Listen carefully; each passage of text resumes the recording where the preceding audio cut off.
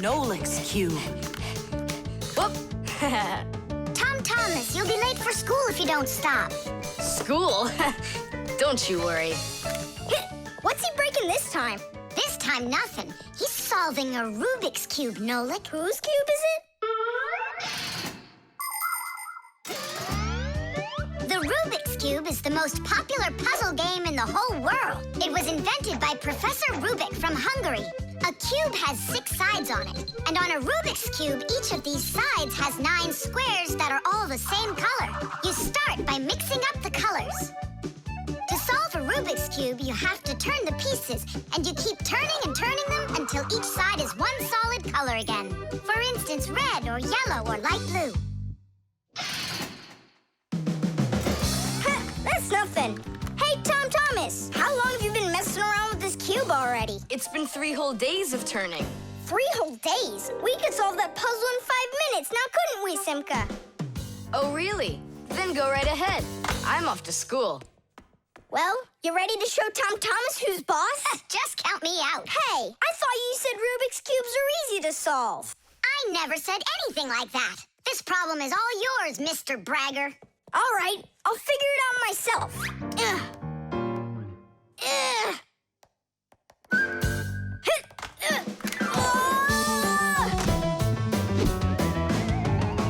Hey, Nolik, looks like you've got a problem. Oh, hi, Fire. No, I'm good. Just solving this Rubik's Cube. Yeah? Can I do it with you? What, you can do it? Of course I can. How hard can it be? You'll see for yourself. Try getting all the red squares on one side. Piece of cake. Now hold it tight. Great, I'm with you.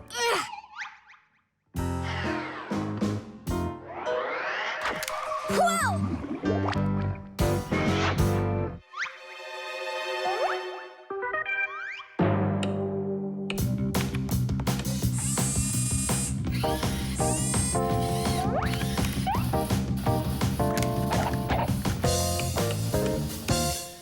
You mean like that? Class. And what about this side? What? This side's gotta be all blue. Okay, let's go fix it.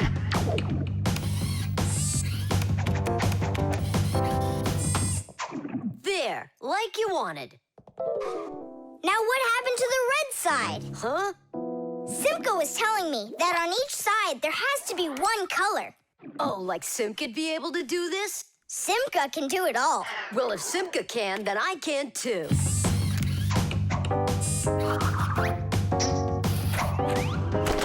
Oh! Fire! You busted the cube! I didn't bust it, I took it apart. Now let's put it together. And not just any way, but the right way. Puzzles are toys, games, or problems that force you to use your mind in a clever and creative way. Take a labyrinth, for example. In a labyrinth, the challenge is to find the one way to get through a series of tangled corridors. Another fun puzzle is a jigsaw puzzle. Here, you need to put together a picture out of many little pieces. For this, you need to not only pay attention, but be patient. And there are all sorts of puzzles for the computer. One popular computer puzzle is Tetris. In Tetris, different shapes fall down the screen, and you have to think quickly to get them to line up into rows. And solving puzzles isn't only a great activity for people, it's good for Fixies, too. That's right, puzzles are like exercises for our brain. There, all done. Nolik, you better hurry, 'cause Thomas is on his way home. Hi there, Simka. Just take a look at this. We did it. I can't believe it. How? Oh, it was a piece of cake. Simka, Nolik, I'm back. Well, I'm out of here. Ciao! Woohoo! Wow, you really solved it. It was Nolik. Nolik, you are cool. So how? You see, first you break it apart into all of the pieces, and then you put it all back together. No. That's cheating. You gotta turn the cube, not take it apart. Now I'll solve this cube, honestly. I don't think you can. Why, so sure? I glued it together. How come? So you'll stop straining your brain with it. Now the cube will always be the right way. But if it doesn't turn, it's not a Rubik's Cube. Well, yeah. Now it's a Nolik's cube, right? The Fixie Phone. Thomas, Huh? try to guess what we have with us. You guess what I have. A banana. A race car. No, not that. Chocolate. A pair of socks. Ha! Do you give up? My dad bought a new phone for himself and gave me his old one. He said I can keep it. Oh, wow. And what have you got? Look. Ah, you got a telephone too. It's better than that. This is a Fixie Phone. Papu's got himself a new Fixie Phone. And he gave this old one to Simka. And can you make calls on it? Take a guess. Come on, let me show him.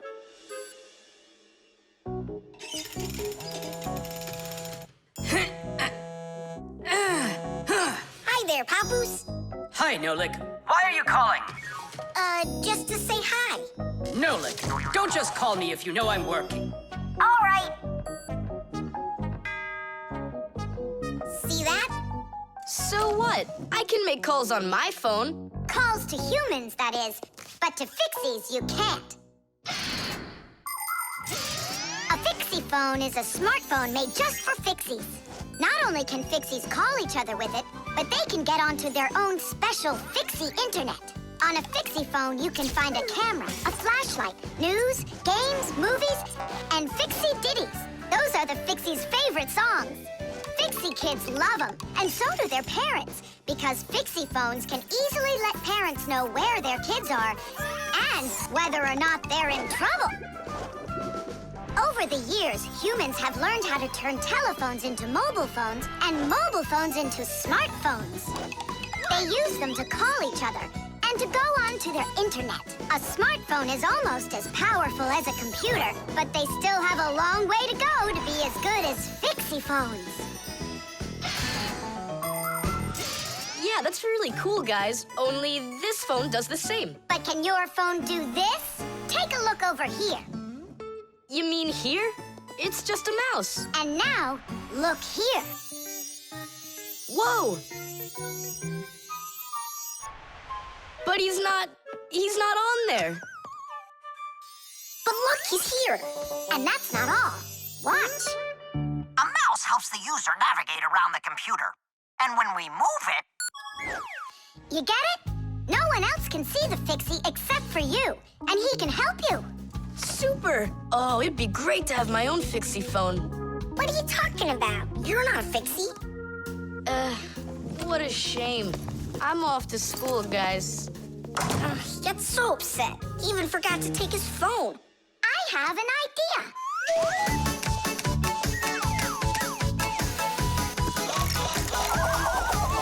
My smartphone's my best friend. I love to hear it beeping, so I keep it by my side even when I'm sleeping. Bing bong all day long, bing bong all day long, bing bong all day long, even when I'm sleeping. With my phone I play alone. I don't need my brother. Soon they'll make a brand new app to replace my mother. Bing bong all day long, bing bong all day long, bing bong all day long, to replace my mother. Check my mail, send it text 1,000,000 times an hour. I forgot to plug it in, now I'm out of power. Bing bong all day long, bing bong all day long, bing bong all day long, now I'm out of power. Bing bong all day long, bing bong all day long, bing bong all day long, now I'm out of power.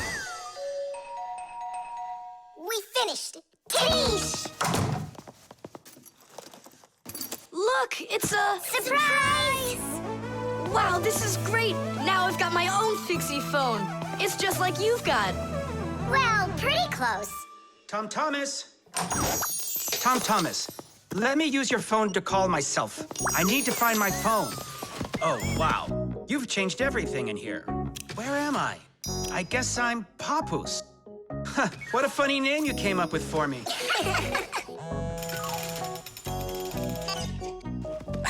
Nolik, just stop. I don't have time for your fooling around. What? Who is that? That's, not Nolik. Who is this? Do you know who I just called? Does anyone know who this phone belongs to out here? Oh, your mother found it. I'm coming. We'll fix those numbers later. Ugh, Papa's is gonna really give it to us. Give me your phone, Tom Thomas, and I'll delete all the Fixie's numbers from it. But how can I call you up then? Why would you have to call us? We're always close by. Knots.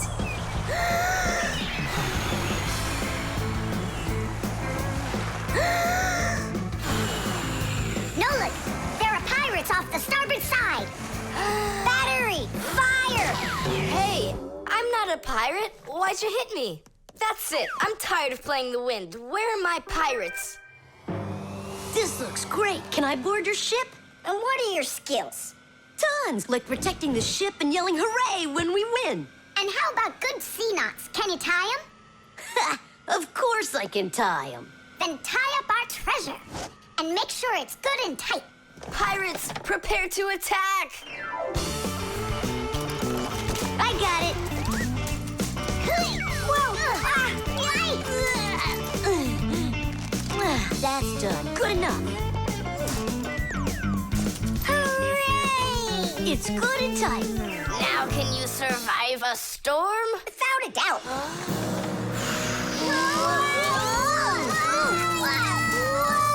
Our treasure! It's sunk into the sea. That was my mom's necklace we sunk. I'll pick it all up, don't worry. No, thank you. We'll manage ourselves. He calls himself a sailor. Go and learn to tie some knots. Try tying 2 ropes into a knot. You think it's easy? A badly tied knot will untie itself before you know it. Here's one way to tie it right. First, cross over the 2 ends like this.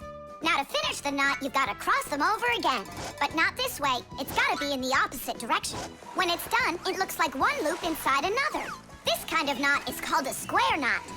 And it won't untie as long as you tie it right. And that's just one of the many kinds of knots a sailor has to learn.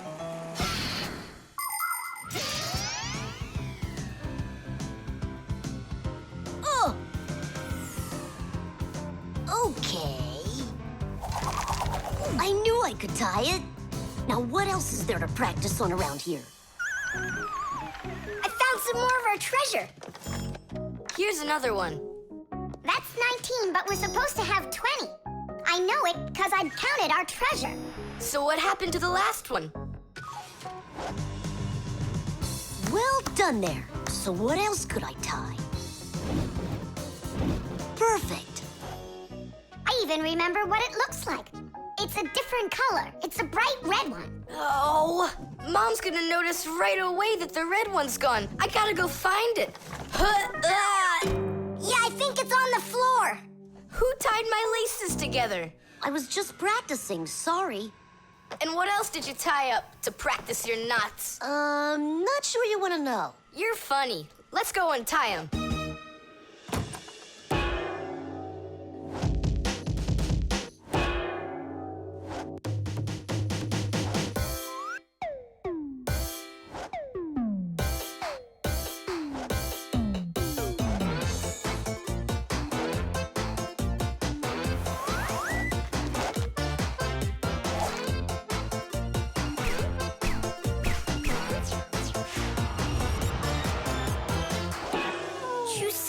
Don't look at me that way. I'm scared. She's just staring at her own whiskers, Nolik. And what have you done to her whiskers? Well, I tied them with the square knot. Fire, you're just a blockhead. And why don't you tell us what else you've done? Well, okay. I tied a decoration on her tail. That's where it is. We were looking everywhere for that thing. Fire, go and fix everything you've done. Chusaka, don't run away. Don't be scared. We just want to untie the knots. Sailors have developed all sorts of different knots. Without them, they couldn't control their sails. But we couldn't get by without knots on land either. Mountain climbers use tightly knotted ropes to help them climb and keep them safe. Fishermen tie hooks to their fishing line using special knots. You can't even pitch a camping tent properly without making a knot. When people sew, they tie knots in the thread to hold it in place. And doctors use knots when they stitch and bandage a wound. And a tie wouldn't be a tie if you didn't tie a knot in it. Sneakers won't fall off your feet. And the laces won't drag on the ground if they're tied with a proper knot. But sometimes things can get knotted up by accident.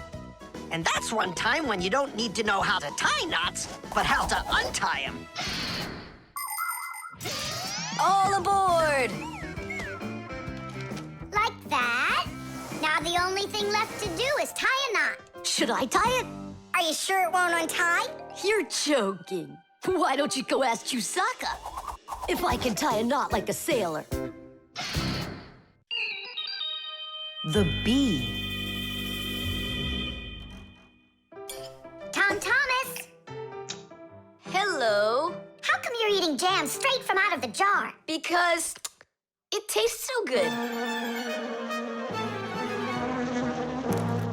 Oh, a bee!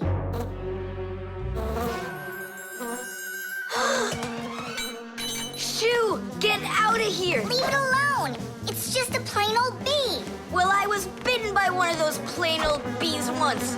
Ugh. Tom Thomas, don't do it! Go away, you pest! Flies are pests. Bees are very helpful and useful. How can a bee ever help us out? Bees are hard workers. They are constantly collecting nectar from flowers. Flying from flower to flower, bees transport pollen on their bellies. Thanks to this process of pollination, flowers produce fruit and seeds. In other words, bees help plants reproduce. The bees use the nectar they collect to make that delicious sweet honey loved by kids of all ages. And bee honey is not only delicious, it's also nutritious. So I'm still afraid of it. What if it bites me? Bees don't bite, by the way. They sting ya. Ah! Ah!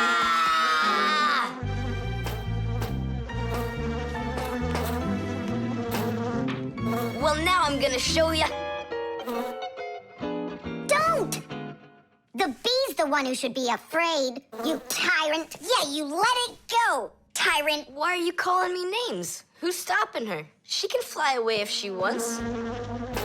We need to show her the way out. Well, how? Here, little bee. Fly this way. Why don't you try going? Then what can I say?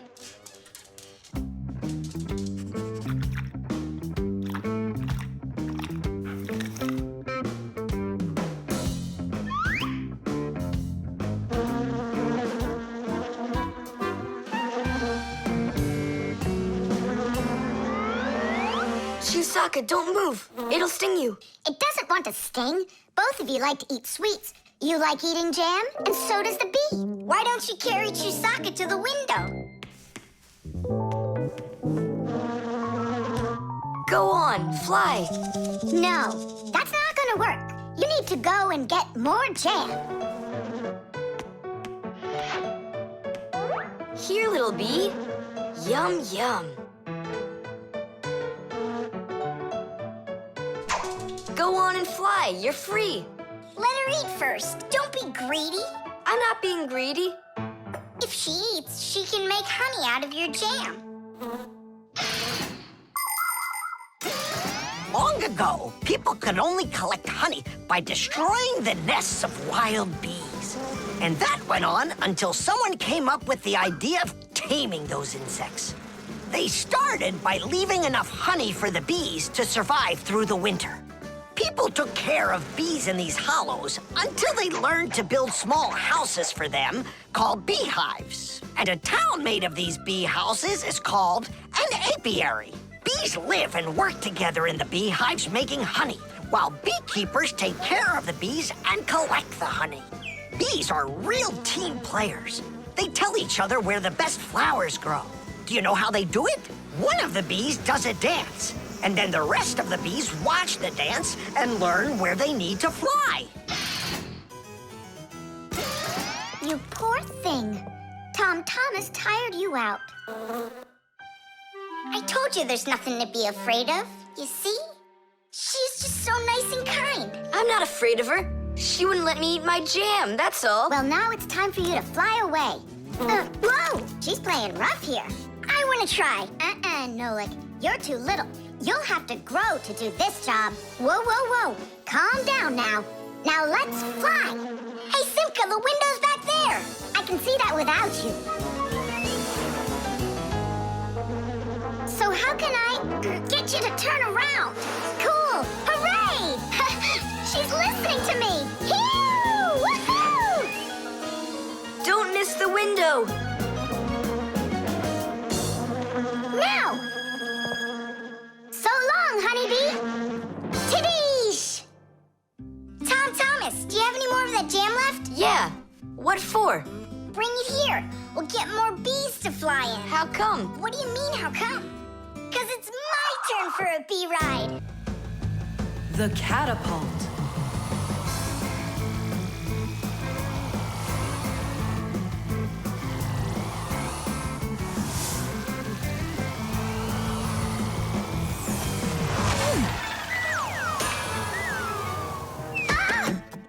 What was that, huh? Strange. Tom Thomas isn't here. There's no way these toy soldiers could have shot it themselves. Now that was a good shot. It wasn't real long, and not high either. And off target. It was pretty awful. It was good, but awful. I got it. So what do we do? We need to raise it up a little higher. Hey, Fire, Nolik. Why in the world would you shoot at a Fixie? Fixies, they're supposed to be in school right now. Actually, I'm on my way to school. How about you, Fire? Why aren't you in class? Because there it's totally boring. But here, look at what a cool shooter we found. Ha! What did you call it? You've got no idea what this is. It's called a catapult, guys. A cat with gold eyes? It isn't a cat with gold eyes. It's a catapult, guys. Catapults are ancient propulsion machines. They were used to shoot stones, heavy arrows, or barrels with burning tar.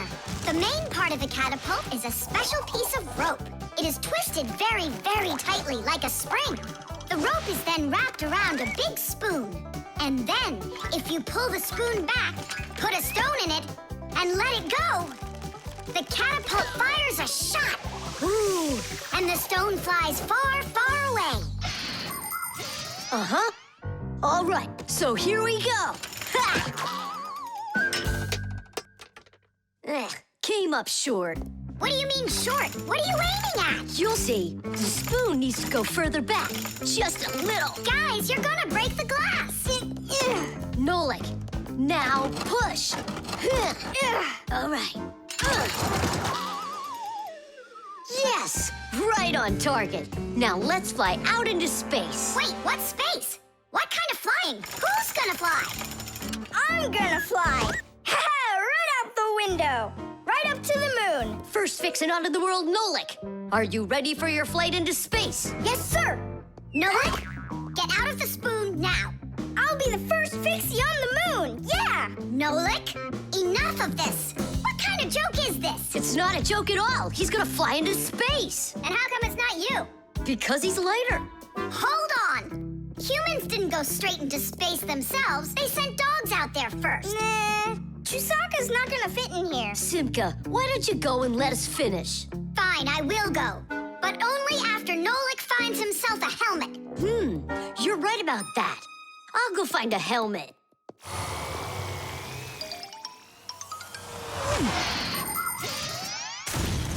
The catapult was invented in ancient times, but people still use them today. Only now, instead of launching stones, catapults are used to launch jet airplanes. You see, the runway on an aircraft carrier is quite short, so catapults are used to help the planes move fast enough to take off. Catapults can also be used to save the life of a pilot. When an airplane has an accident, a catapult activates in the cabin. The pilot is shot into the sky and comes back to the ground with a parachute. A plain old slingshot is also a kind of catapult. It's just a very little one. But be careful with this toy. It can be dangerous to others and to you too. As for us Fixies, the only time that we use catapults is on a peaceful mission. Papoose, hurry! Our Nolik's getting shot to the moon with a catapult! What? And if I meet new Fixies up there, what should I say to them? Hi there. And you can ask them to launch you back.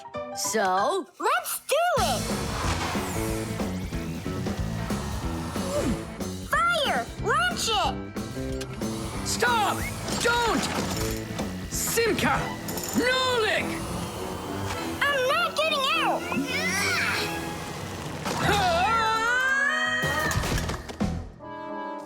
Whew! We're alive. hooray! He flew all the way. Who flew away? To the moon? Nope, just a bit short. It's not our fault. You're just heavier than Nolik, and that's why you came up short. Papoose, maybe we can try one more time. What? Ugh. The oven.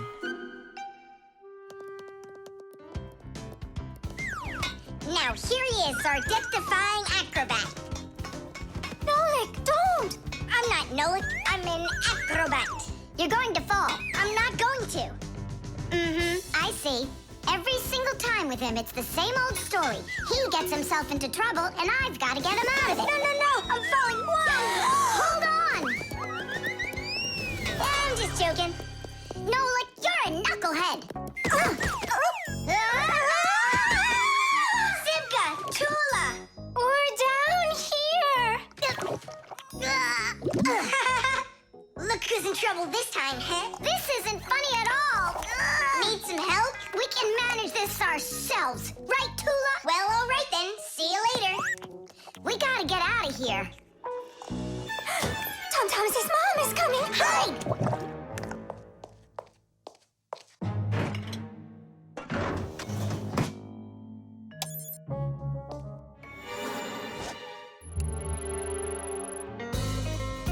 Hi, Tom Thomas. Hi, Nolik. Are you up for a ride? Because this train's leaving the station.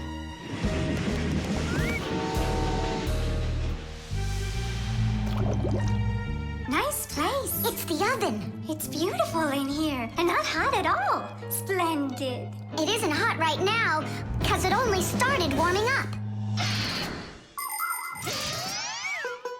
An oven is a cabinet with a heater. It can get so hot inside that it'll roast whatever's in there. As a matter of fact, that's what ovens are for. People roast meat inside of them and bake things too. Some ovens burn gas for heat and others use electricity. They have special electric coils that get red hot and heat everything that's inside the oven. So be careful around ovens. A hot oven can burn you very badly.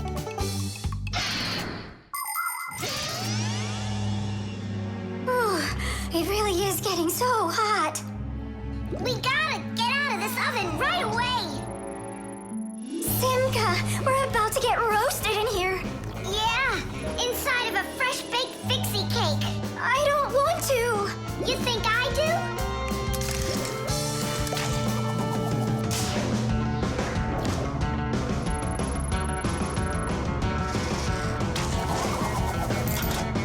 Here, grab on tight. This way.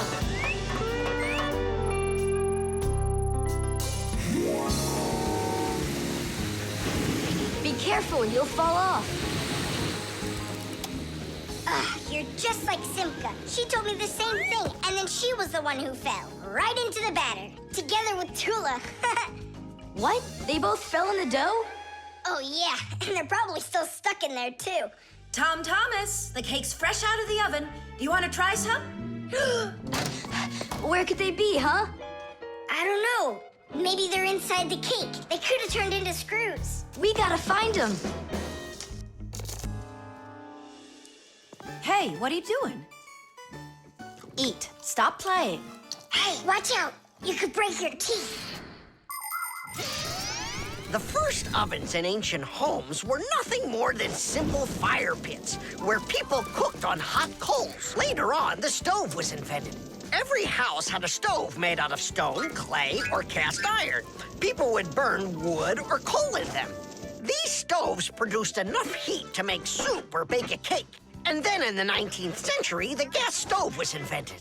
Gas stoves are much more practical than wood-burning stoves. 1 second and the gas is burning. A few more minutes and the water's boiling. They're very convenient, but they can also be dangerous because if the pipes aren't in good condition, there can be an explosion. Today, there are also stoves and ovens that run with electricity. They use electric heating elements for frying, boiling, or baking foods without fire at all.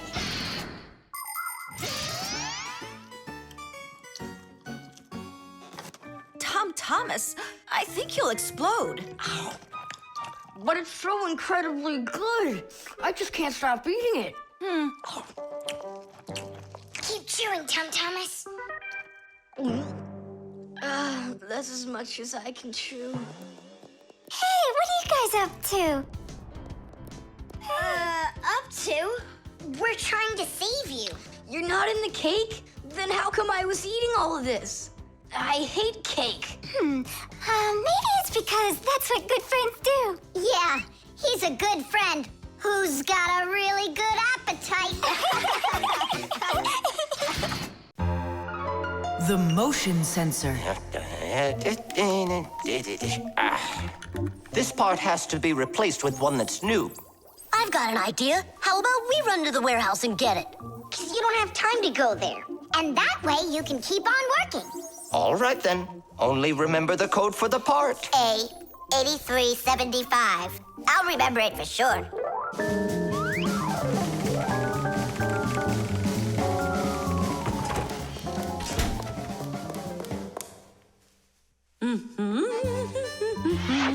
Why is Elisa always there at the wrong time? Do we have to wait till she goes away?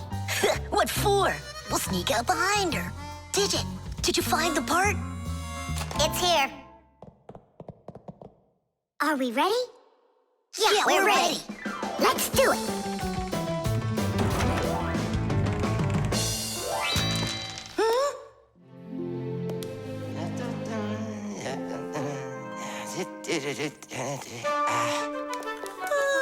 Professor Eugenius, you're in here. Do you know why this door just opened? And closed by itself? Of course I know, Elisa. It's because I converted it into an automatic one. You see, I installed a motion sensor above it. A motion sensor is like an electronic eye that watches everything that moves in front of it. Did you ever wonder how doors open by themselves at places like stores or at the airport? They open with the help of motion sensors. If the sensor sees that someone walks up to the door, it sends a signal to the door's electric motor. The electric motor opens the door and then automatically closes it after the person walks through it.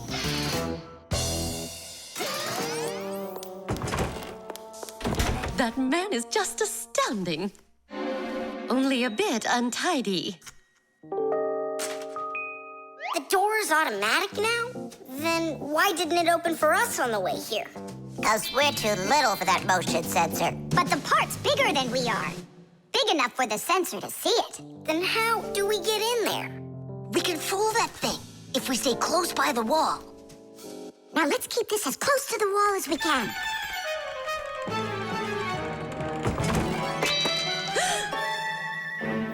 This door is a little too automatic.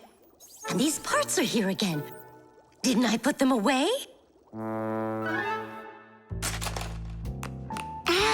The sensor still noticed us. Here's what we gotta do. Let's break it. Why do we gotta break it? All we have to do is deactivate the unit. Sensors are used to help people in all sorts of different situations. For instance, motion sensors notice when someone is moving so they can automatically open a door or turn on a light. Some automobiles are equipped with rain sensors. If it starts raining or snowing, the sensor automatically turns on the car's windshield wipers. There are also sensors that react to how much light there is. In the evening, when it gets dark, light sensors can be used to turn on street lamps. And in the morning, when it gets light again, the sensor switches them off. A smoke detector can sense when there's smoke inside. The sensor can be used to turn on a fire alarm or even an automatic fire extinguishing system.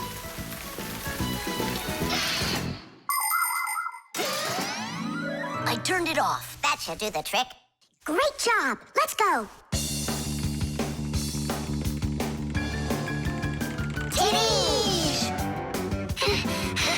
Professor Eugenius, mission accomplished. Well done, Fixies. Actually, not that well. This part here is A7583. Uh-huh.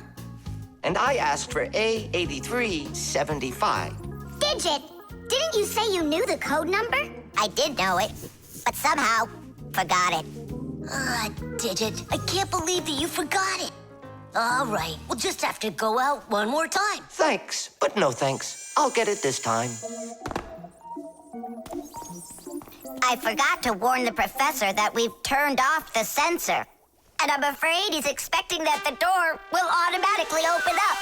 Professor! Stop!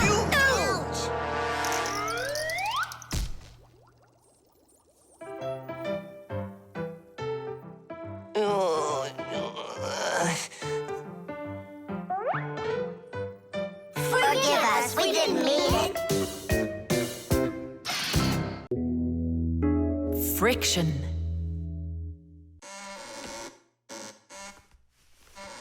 Oh, Thomas, that door of yours squeaks terribly. Yeah, and it's not easy to open either. Well, that's because the hinges are rubbing. That's why your door is not working right. How can I fix it? Just reduce the amount of friction. How? With some oil on the hinges. I can do it for you because I've got a pack-a-mat. All right. Simka, can I help you? Sure you can. Wear the pack-a-mat, all right?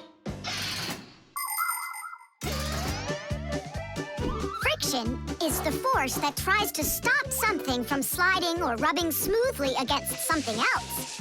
Rubbing can make things wear out quickly if there's a lot of friction. If you want less friction, you need to put something on the parts that rub against each other, like oil. There are special kinds of grease used to keep clocks and wheels turning smoothly. And for skis, a special kind of wax can be used to make them go even faster. That's it. Now the top hinge. It's all done. Go ahead and check how it's working. It's not squeaking. I told ya. You guys are the best. I gotta go. Go where? I'm gonna go sledding. Maybe you'll take me with you? Sorry, Nolik. You don't have a sled to ride on. I'll see you later. Simka, should I grease the saucer? What for? It'll slide down the hill just the way it is. Ah, okay then. Wait here for me, Nolik. I'll be back real soon with a surprise for you. Yeah, oil slippery. I know what I'll do.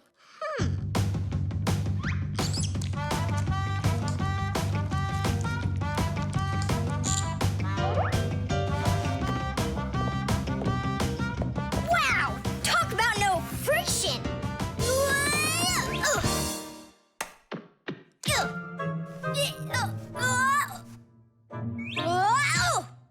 Hey, anyone? Help! Help! Simka! Nolik? Are you all right? Just stay where you are. I'll be right there.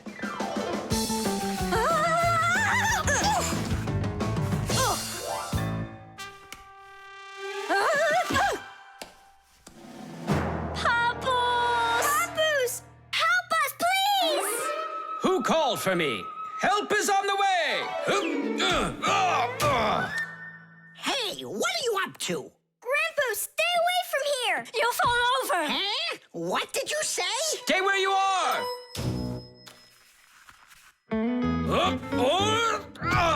What happened here? I poured some oil on the table Why'd you do that? to reduce friction. That's brilliant. Nobody move. I know exactly what to do.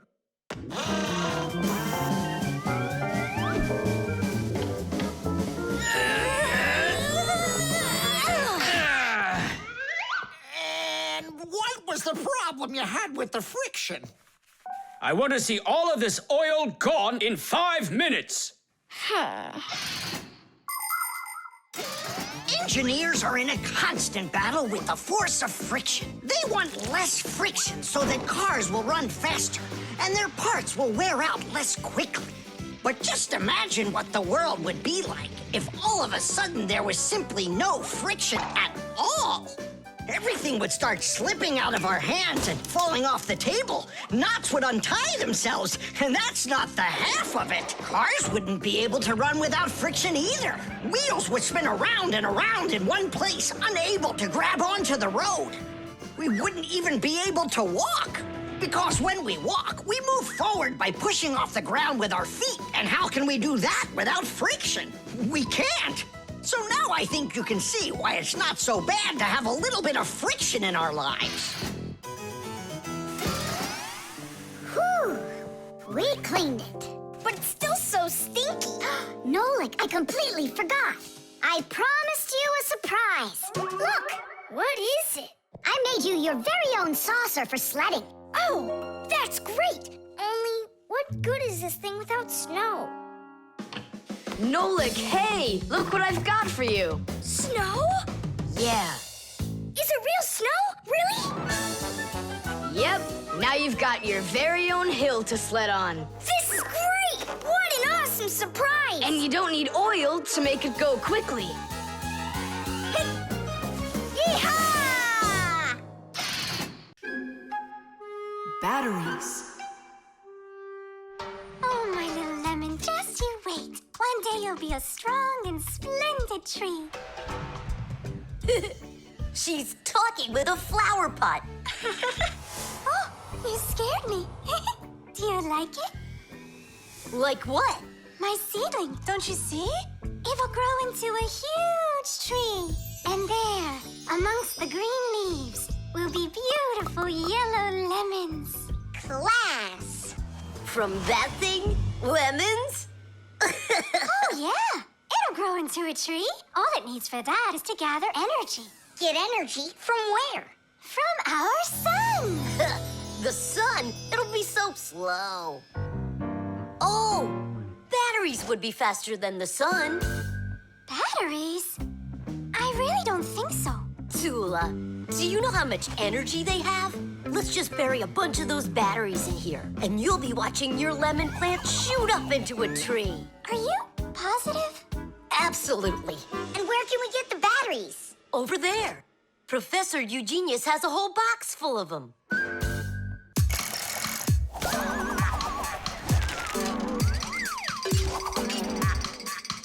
Batteries, batteries. We use them every day and need them by the ton. Batteries, batteries. They give power to appliances so they can run.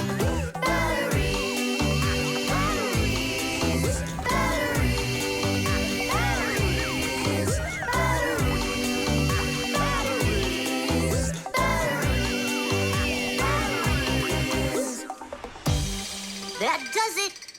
We'll be seeing the first lemons before the week's over. The first battery in the world was made in Italy more than 200 years ago. When two different kinds of metal were placed in salty water, electricity started flowing through a wire from one piece of metal to the other. Many years have passed since then, but batteries still work in pretty much the same way. Today, you can find batteries being used for electricity just about everywhere. Tiny batteries are used inside of wristwatches, while big batteries can power cars and even ships. With new batteries being produced by the millions, we have to think, how should we get rid of the old ones? You can't just throw away batteries because they'll poison our soil and water. The best way to dispose of batteries is to take them to a special collection station that sends them to factories for recycling. Yes, it's a terrible idea to bury batteries. You can kill any plants that are growing there. And this is the very reason why Professor Eugenius puts all of his used batteries in that box over there, so he can dispose of them properly. Hey, where are they? Oh, my seedling! We harmed you! What? Where are the batteries? They're in the flower pot. How come? So the lemons would grow faster. From the batteries? Who came up with that idea? It will die! Hurry! We gotta go save it! The soil's contaminated. We've got to find a new home for the seedling. But where? Over there. There's a pot with healthy soil. Let's do it!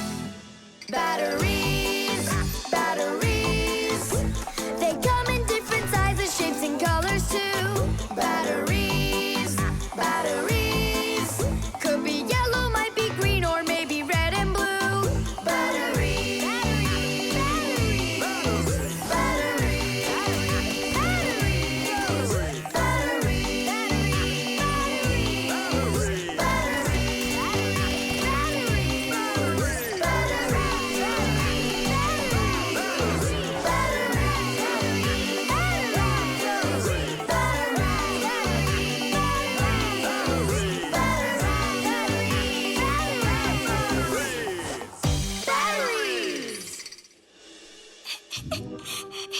Don't cry, Tula.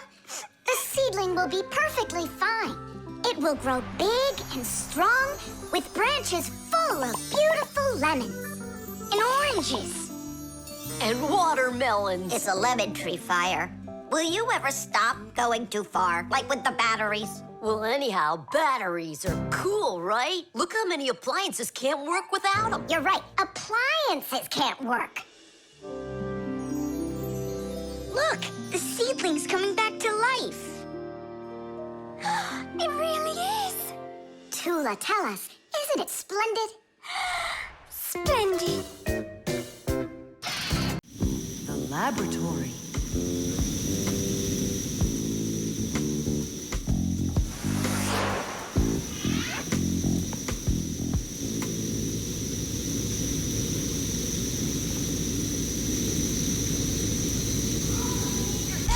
You've got to get to the school right away. What did he say? That we've got to get to the school. How come? Did you hear why? I didn't, did you?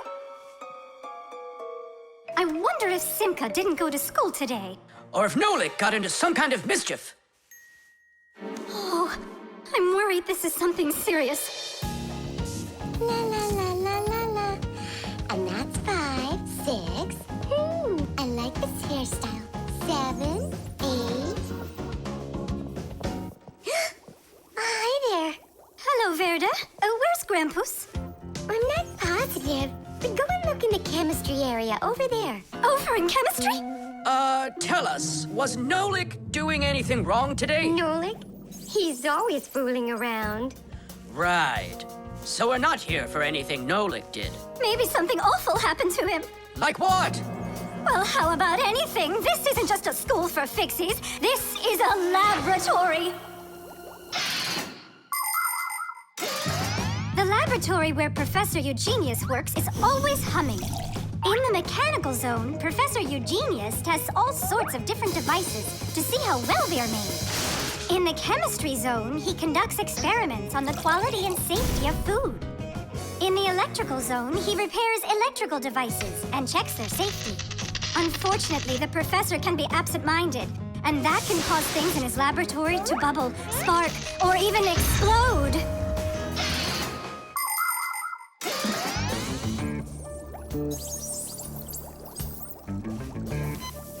Marcia, there's nothing to worry about yet. But how can I not worry? Digit, have you seen Nolik anywhere? Do you know if anything's happened to him? This is a laboratory here. Who knows what could happen to anyone? Like what? What are you saying?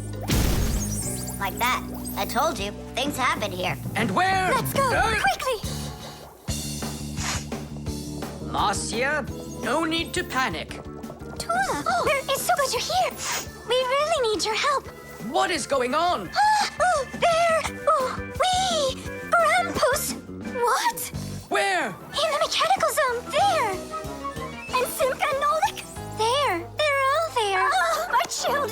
Don't lose your head. Oh! Oh! Marcia is my wife and the mother of our children, Simka and Nolik. Marcia is a real beauty, a kind and gentle soul, and a wonderful homemaker. She is also a very responsible and extremely skilled fixie. She is our family's expert in kitchen appliances and gadgets.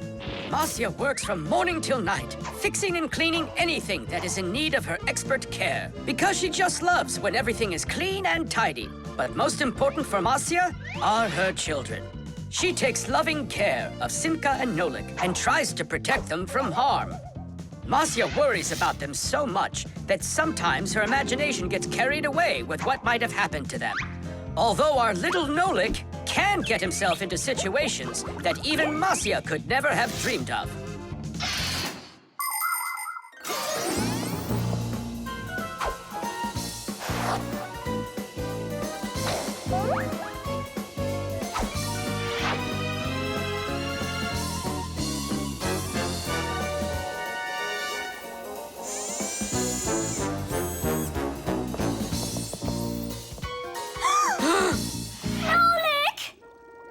Hang on tight! We'll save you! Hey! You're alive! What's going on? I don't need to be saved from anything. So it's Simka we need to save, not you? I don't need saving either. I'm fine. And what are you so worried about? Everyone's alive. Then why did you make us come here? I need you to help with a little accident we had. Nolik, was this your fault? Oh, no, it's not Nolik's fault. Quite the opposite. He was trying to help me fix it. Papoose, we need you to help us with one of the pieces that we couldn't get back in place. This one? Tadish! Oh, a perfect repair. Huh, that was really the only reason we had to rush here? Why not? There was just no way we could let this wait, so I sent for you. But Fire said... Why fire? Why is it always fire? How come you had to scare us so badly? I'm not the one who scared you. You did that all by yourselves. The gramophone. And that's a photograph of my mom when she was little. She sure looked happy, didn't she? Because parents were all happy when they were children. But then they grow up and start getting all gloomy and as boring as can be. Oh, what's this, do you know? A song about a screw? It's total nonsense. Nonsense? It's about a screw, which means it's practically about fixies. Why don't we listen to it and find out? If it's good, we can all dance together. How do you listen to this thing? Like this? Why don't we try to use the player? We won't fit in there. Look, right here it says gramophone record. See? So we need to find a gramophone player. Find what? Let's go to Grandpoose. Grandpoose, we found a song about a screw we want to hear. We're looking for a player for a gramophone record. Ah, I understand. What you need is a gramophone. A gramophone is an old appliance that was made for playing back sound that was recorded onto records. If you want to turn on a gramophone, you need to turn the handle to wind up its spring. The spring makes the record spin. Then a needle is placed on top of the record, and as it moves through the groove on the record, it shakes a little, which makes a diaphragm, a sort of mini drum skin, start to vibrate. The big horn of the gramophone then makes the sound louder, and we hear a voice or music. The most amazing thing is that a gramophone doesn't have an electric motor or any electronics. That's right. You don't need electricity for a gramophone to play back the sound that's recorded on a record. That's because a gramophone is an entirely mechanical wonder. If you want to know, there is a gramophone in the office of Tom Thomas's dad. It's on the desk. Great, let's go. Thanks would be nice.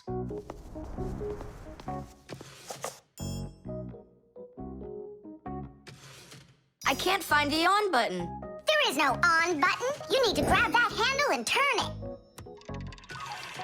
Now take that thing and put it down onto the record. It's not playing. There's no needle in there. And where can we get one from? We can make it. Do you have any nails around here? Is this good? That'll be great! Verda, are you ready? Totally. Better cover your eyes.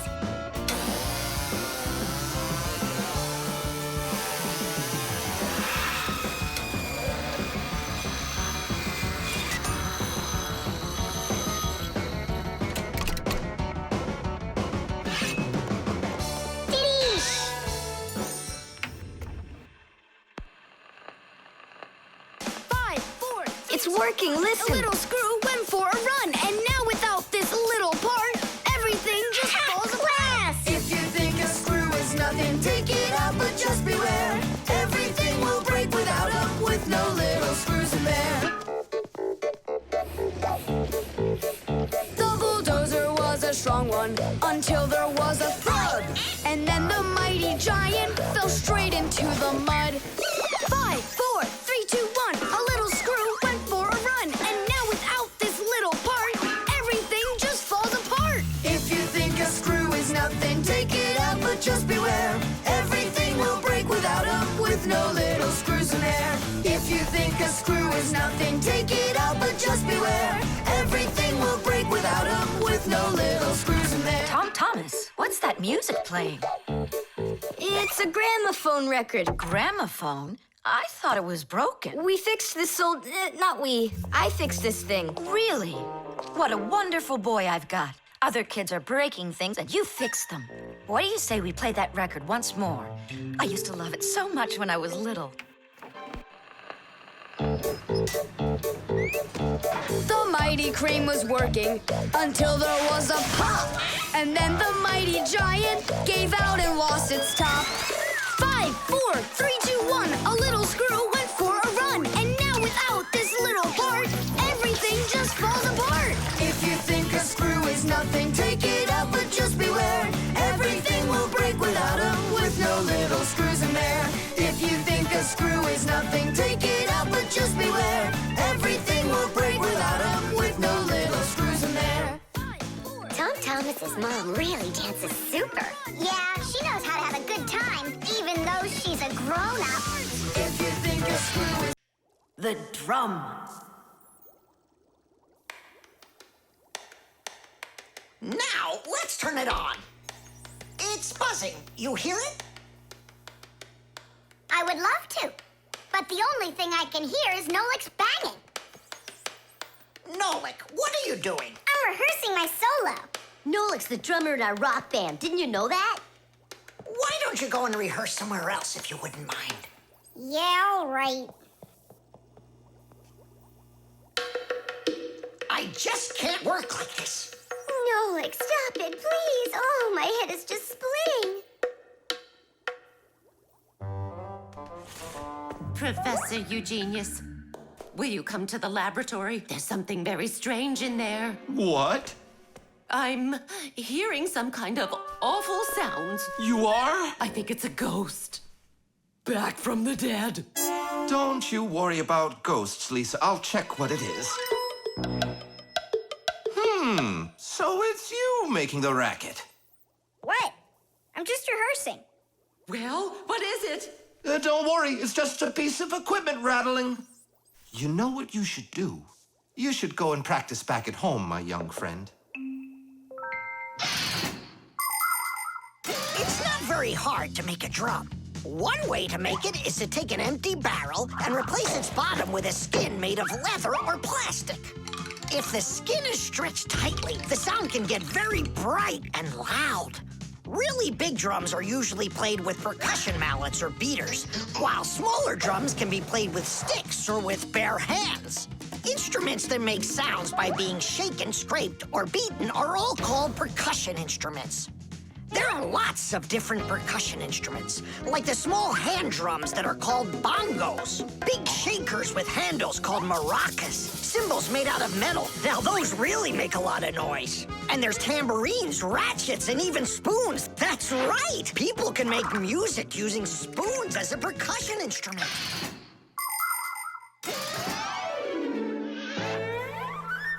Tom Thomas, do you think Go ahead. I've just got some homework to do. I can do that, and better than you can, too. And what if I play like this, huh? Then I'll go like that, or like that. Ever since I had decided that a drummer's what I want to be, there is nothing that I won't bang on, 'cause the world's a drum to me.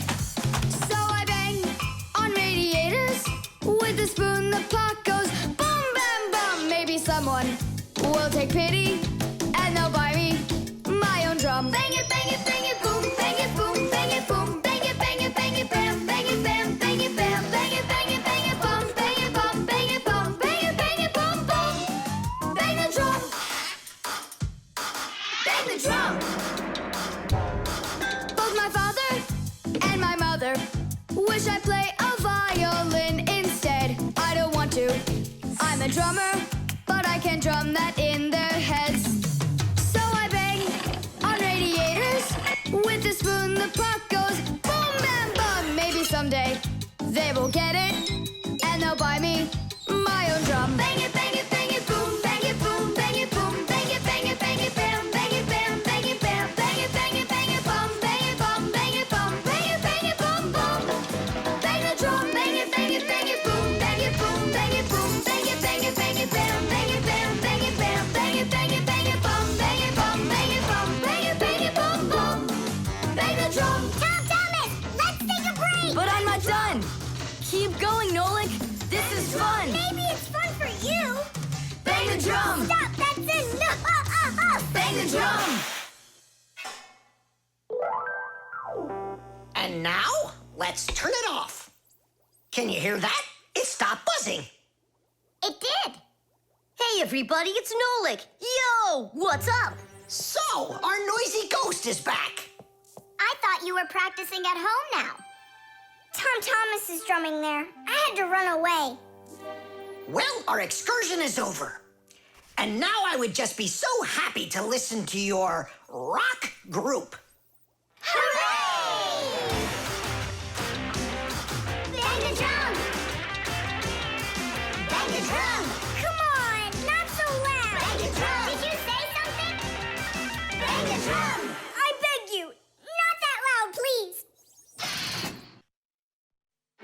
The doorbell. Nolik! Nolik, what are you doing here? Just whistling a tune. Are you gonna whistle that tune the whole time Tom Thomas is away? He just left with his parents for a week, and we've got guests coming, remember? What guests? I invited everybody. The class? Yes, class.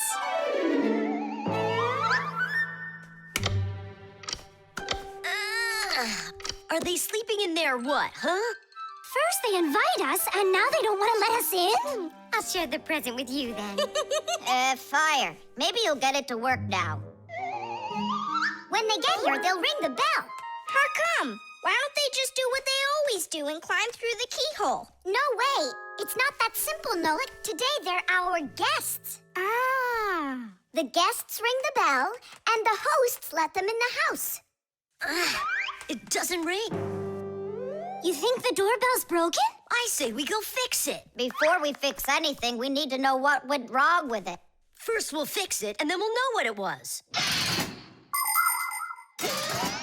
Back in the olden days, people would hang a bell over their doors with a string, and guests would tug on it to make it ring. Today, doorbells are electric, and they make all sorts of different sounds.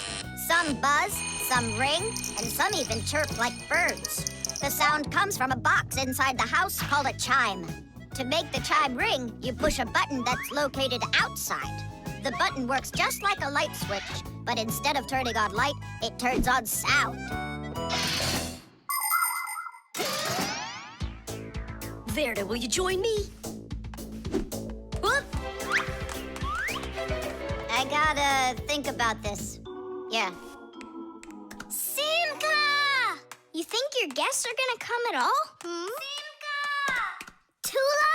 Hey! The doorbell doesn't work. It must be broken. That's odd. We heard it ring this morning. Nolik, let's go. we'll examine the contacts. Yep, good and tight. Okay, let's check the speaker. Huh, the speaker's fine. Maybe the electronics are the problem. And what if we disconnect these wires and switch them? What'll that do? We'll know soon enough.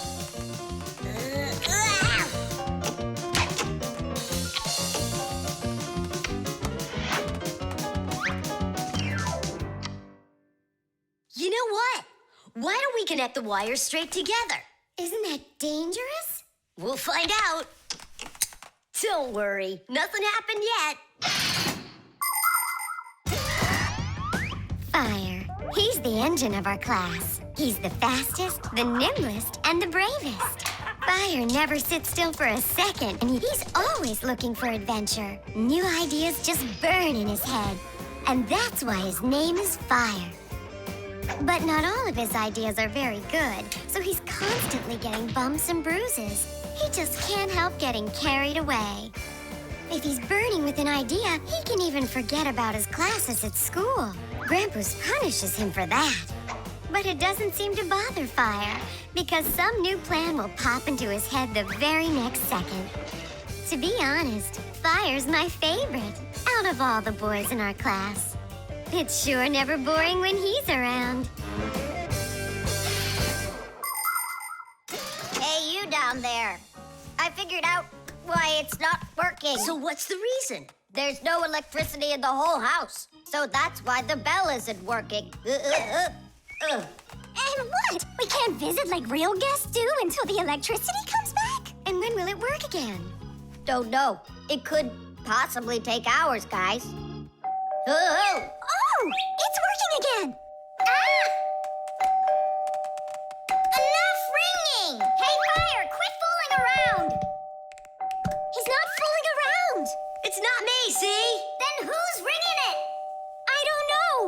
Well, I know. The doorbell's ringing because Fire connected the wires together. True, but I'll fix that right now.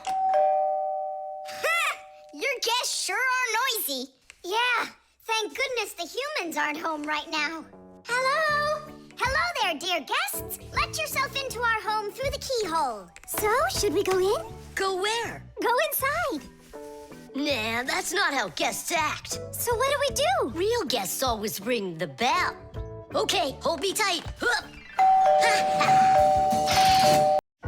The camera.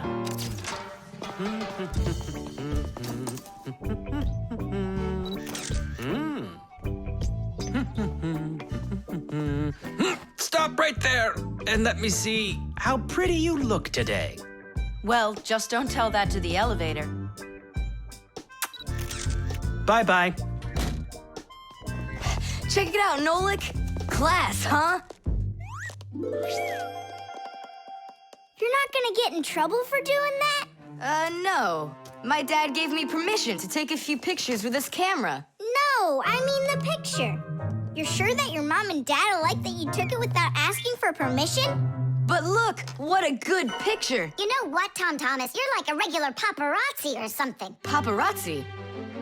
They're the ones that take one photo and get millions, aren't they? You're right. And don't care about anyone except their photo paparazzis. Did you ever wonder how a photo camera works? Let's say you want to take a picture of nature. The light that's outside goes into the camera's lens. That's the glass eye on the front of the camera. The lens takes the light from the scene outside the camera and turns it into a tiny picture that's inside the camera. Then the picture is recorded onto a special electronic sensor called a matrix that's sensitive to light. Click, and there's your photo. What a great idea. Now I know. I'm going to be a paparazzi. Hey, what about your promise? What promise? To never take a picture of us. We're a secret. Stop. Hey, relax. I'll delete them all later. Tom Thomas, stop this right now. I won't until I get a photo of you. Nolik, let's run. You can't run from me.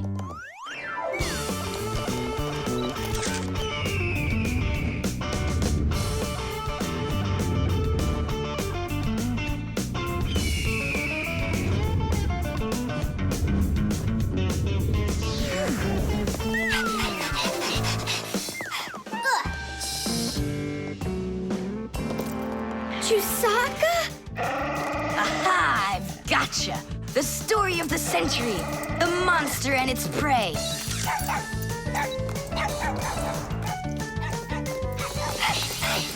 Tom Thomas! Help! No, he won't help, because he's a paparazzi.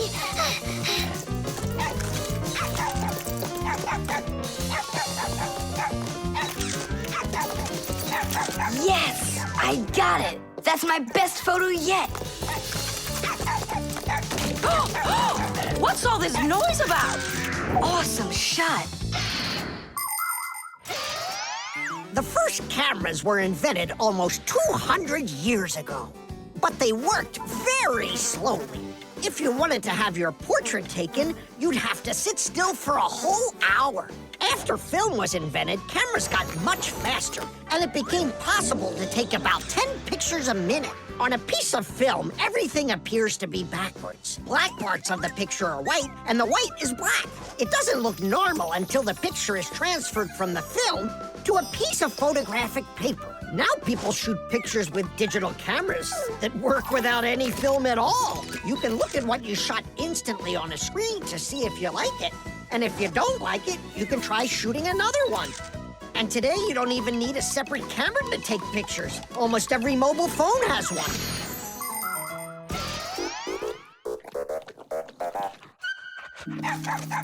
Simka and Nolik, are you in there? Hey, come out. I'll stop shooting photos of you. Aren't we friends? I'm sorry, guys. Well, your friends were almost eaten alive by a dog. Please forgive me. Want to look at the photos I took? Sure, go on, show us what you got. We're not in that shot. We're not there either. Ha! Well done there, paparazzi. Hang on a sec. I still got another one, and you're in it. I know for sure. Look. I'm zooming in. It's impossible. I don't believe it. It's possible. But when did you have time to turn into screws? The same time you were pushing the button. When we're scared, we can change faster than the blink of an eye. You lost. Paparazzi. And what are you gonna do with your millions, Mr. Paparazzi? Would you please stop calling me that? You got it, after every one of those photos is thrown away. All right, I'll delete them.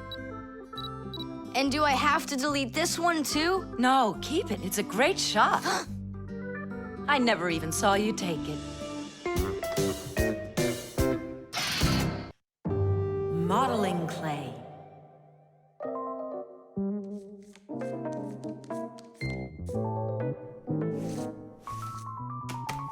All done. Simka, take a look. I've got my own pack-a-mat. Now look at that, a pack-a-mat made out of modeling clay. But this one's my own, and it looks just like a real one. Okay, you're right, it really does, Nolik.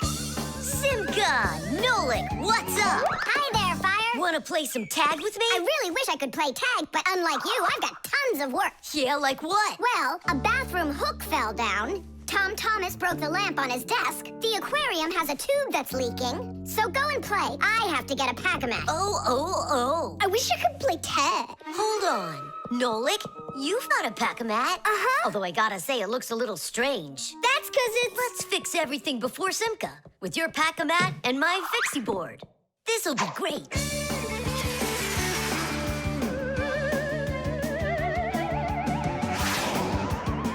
So where is that hook that fell down? All right. Nolik, get out some sticky stuff. From where?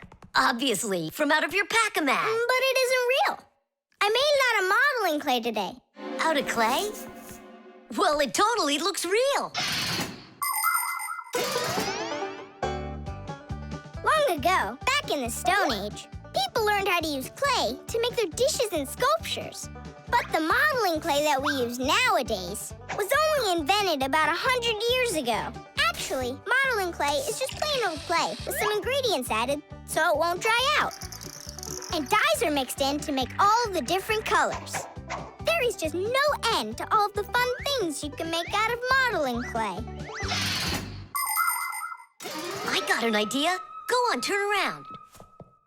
What are you doing? Grabbing glue out of your pack-a-mat. All right, get up here.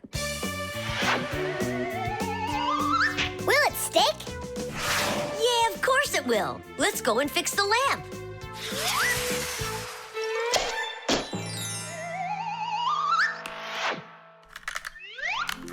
We can't fix this without a real pack-a-mat. Yours will work just fine.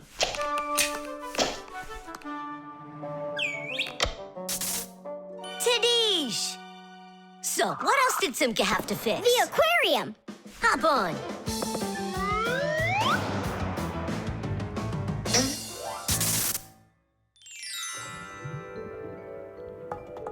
Well, where's that leaky tube?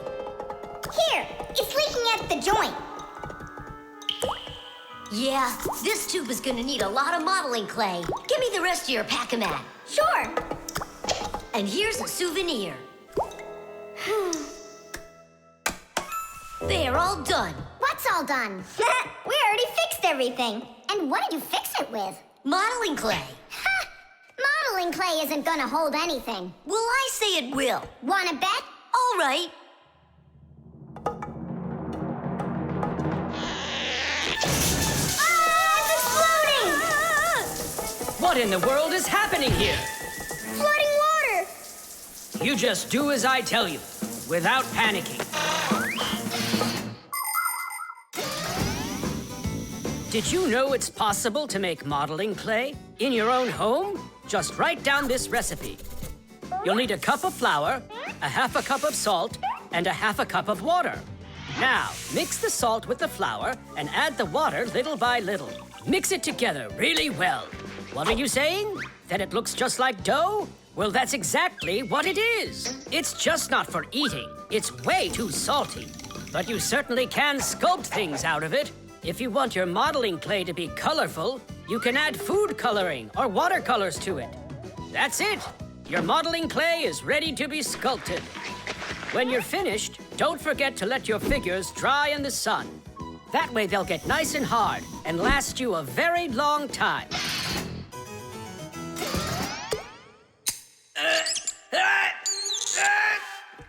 Phew.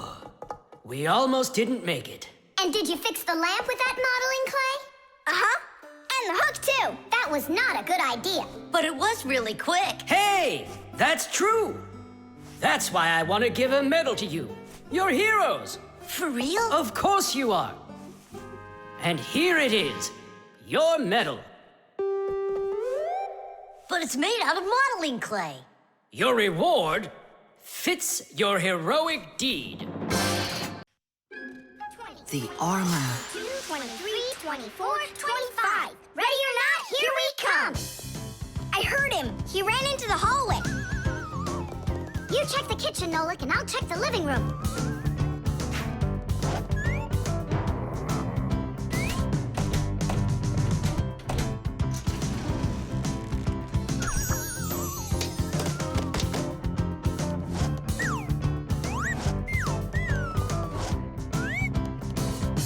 Well, I just don't get it. Where could he be hiding? The office. We forgot to check in there.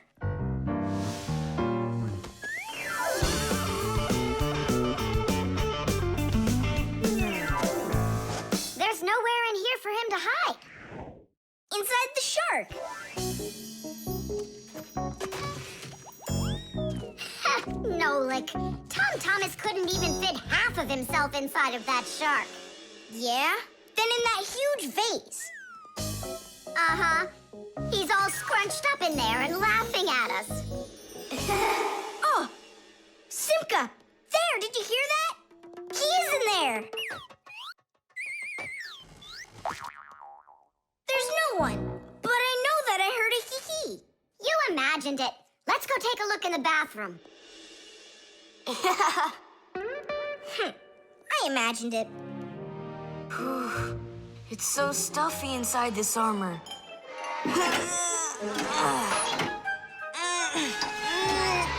The arms got stuck.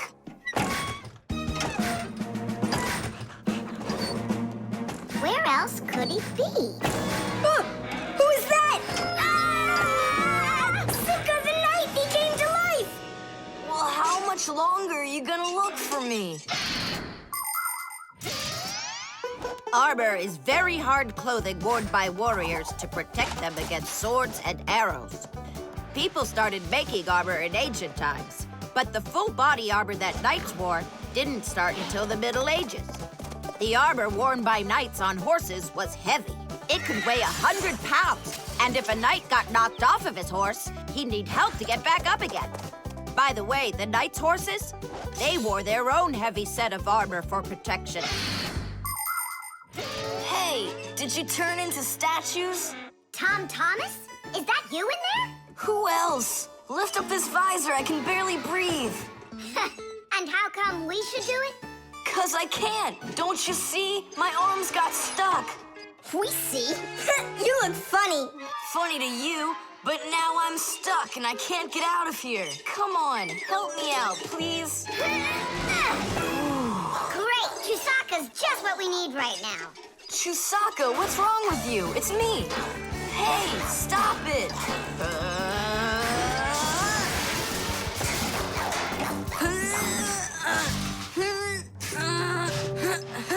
Help, I can't get up. Come on, let's undo the latches, Nolik, quickly.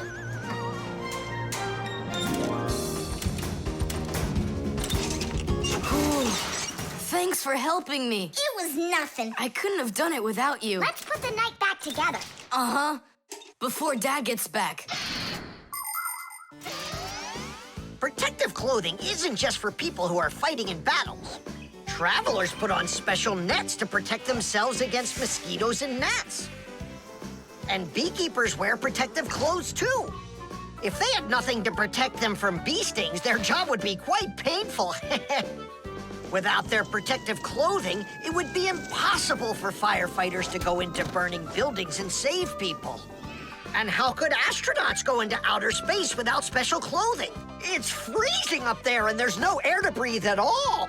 And that's why they wear a special costume called a spacesuit when they travel. The spacesuit not only protects astronauts from the cold, but supplies them with air so they can breathe.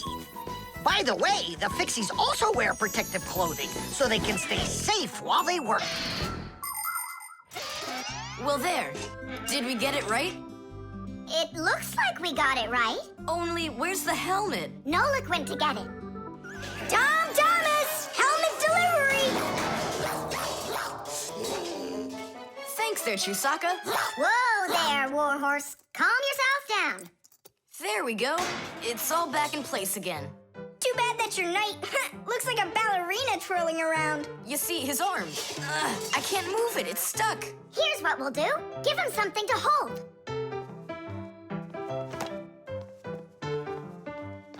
Well, how's that look? Perfect. Now we can paddle into battle. The crowbar. Everything's fine here, too. I wish something would break for a change. It's already been a week and nothing's broken in here. Stop worrying. Everything breaks at some point. Well, nothing seems to ever break inside of this house. That's because we take such good care of it. No, Masya, it's boring with no real work to do. We should move somewhere else. When Fixies graduate from school, they must choose the place where they want to work. Some will work at factories, and some on ships, and some in theaters, and some in hospitals, too. Fixies are needed everywhere. Now, Fixie families with children like to choose places that are a bit quieter. Usually, they'll settle inside of people's houses. It's not too noisy there, like in a factory, but there's still plenty of work to do. They need to check on appliances like computers, vacuum cleaners, telephones, irons, and washing machines. And Fixies always try their best. They just love being busy with work. And so if there's nothing broken in the house, Fixie families will move to a new place where there's much more work to be done. Nolik, did you hear that? I don't want to move anywhere. But think about the kids, dear. They've got their school and friends here. Do you like this friend of theirs? A human kid playing with Fixie kids. You know as well as I that it's just not right. All right, then. If nothing's broken down before the end of the day, that's all. We gotta move.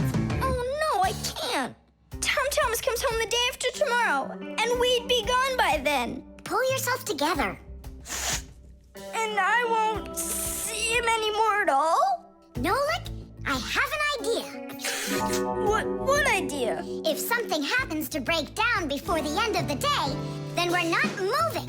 But what if nothing breaks? Calm down. We're gonna make sure of it. Simka, you're a genius. But how can we make sure of it? We're going to use a crowbar. A crowbar is powerful and simple. It's nothing more than a heavy metal bar with either sharp or flat ends. It can be very helpful for breaking through concrete or ice.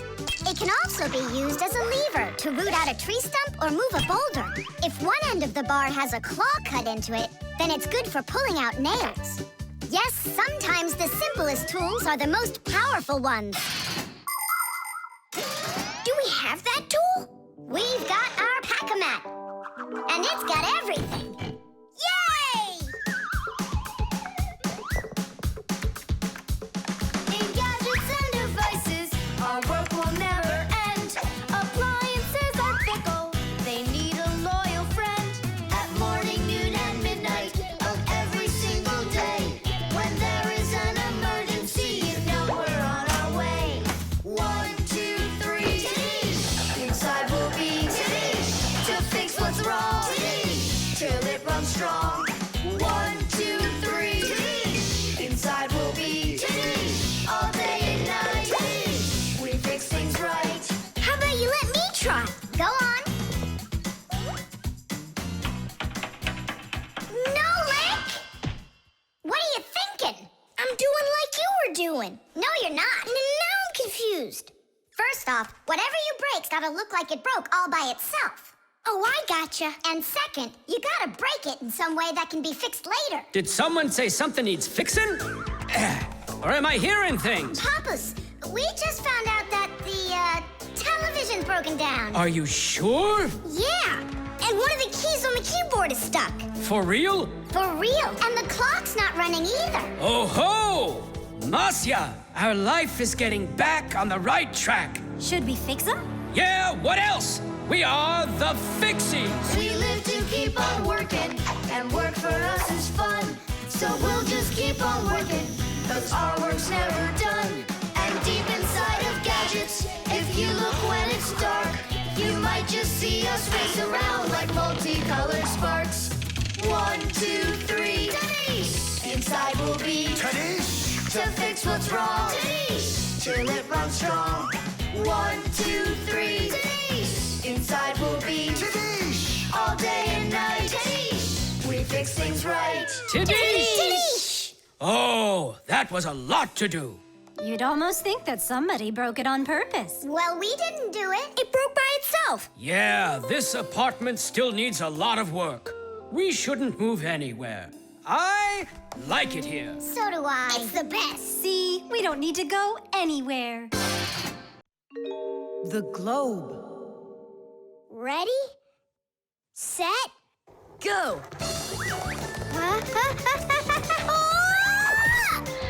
Yay! Again, I couldn't do it. I told you. There's just no way to hold on when the globe is turning that fast. But I know I can do it. Give me that piece of rope there, would you? Now you can't throw me off. Spin it. Go on. Whoa!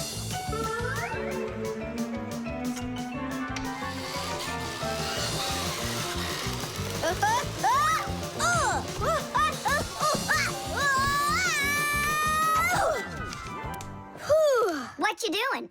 Trying to learn a bit about the Earth's gravity? That's a globe, not the Earth. Well, a globe's a model of the Earth, isn't it? Hey, come on, Simka. The globe looks like a ball, but the Earth is flat. We walk on it. The Earth also looks like a ball. It's just a very, very big one. It's not true. If the Earth is really round like you say, then it would throw people right off of it, like the globe does to me. No, it's just that the Earth pulls everyone towards it. Are you sure?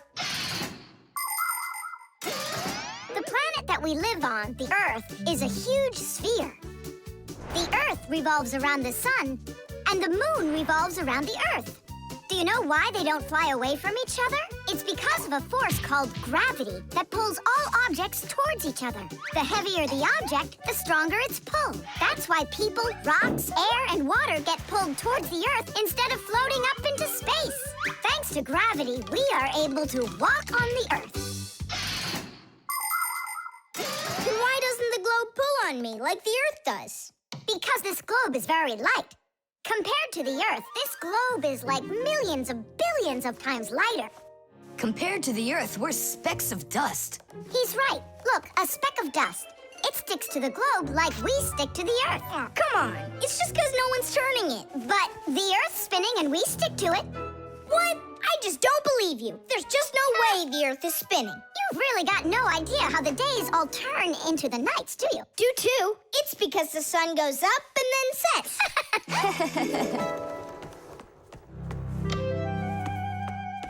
Watch this. Our sun's here, and you're over there. On Earth. Is it dark, Nolik? It's dark. Then it's nighttime on your side. And here, it's day.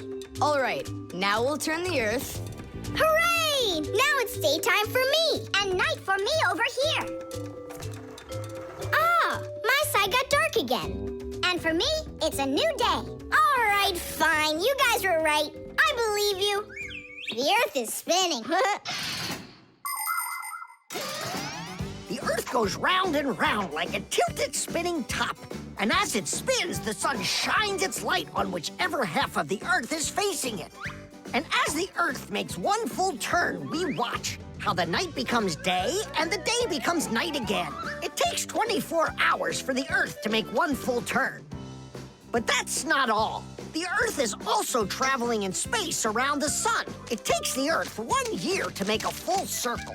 As it goes along its way, the top and bottom of the Earth take turns being closer to the sun. That's because the Earth is tilted. When the top half is closer to the sun, it's summer there, while at the very same time on the bottom half, it is winter. And when it is winter on the top half, it is summer on the bottom.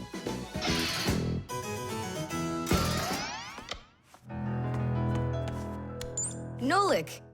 Nolik, where are you? I'm not sure. Somewhere in Kazakhstan. The force of gravity is super strong around here. So go on, spin it. You're gonna fall off, Nolik. Don't worry, just do it. Go ahead and tilt it if you feel like it. Told ya! Ha! And you were sure I was gonna fall off this globe. That's strange. Nolik, come on over here. What for? You'll see in a second. I don't want to. You really don't want or you can't. Tom Thomas, take a look. I get it. He stuck himself to the globe, didn't he? Yeah, with the chewing gum. Isn't it time to go? Uh-huh. And me! Well, what about me? Hey! You gotta help me! Don't leave me! Should we help him?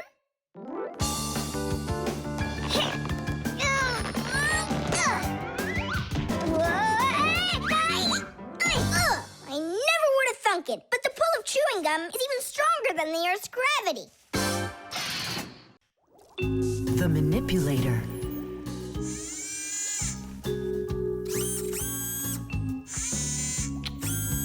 Well, what do you say, Professor? It couldn't be any more accurate. Our manipulator works just perfectly. Good! So that means that we're free to go. Great. See you later. All right, finally. Now it's our turn to experiment with that manipulator. And do you know how to operate this manipulator? Why do you think we were spying? A manipulator is a kind of mechanical arm that people use for difficult or dangerous work. To control a manipulator, humans use a remote control or a joystick. The operator gives the command, and the mechanical arm grabs and moves the load. Some robotic manipulators don't even need to be steered by an operator. They're controlled by computers and can work without people being there at all, even on the moon.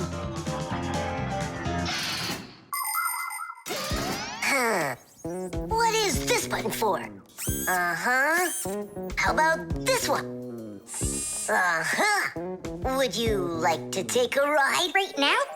You're scared. Scared? Not one bit. Then off we go. Yeah, cool.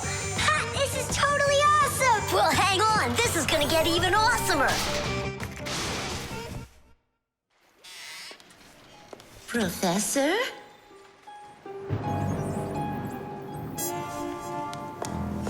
Strange. What made this ladder just fall over? Ah! Am I crazy? Or someone here? Oh, calm down. Calm down now. Poor Elisa. Yeah, you're completely overworked. Whoa! Ah! Who's here? Achoo! Hang in there, Nolik. I'll get you out of there.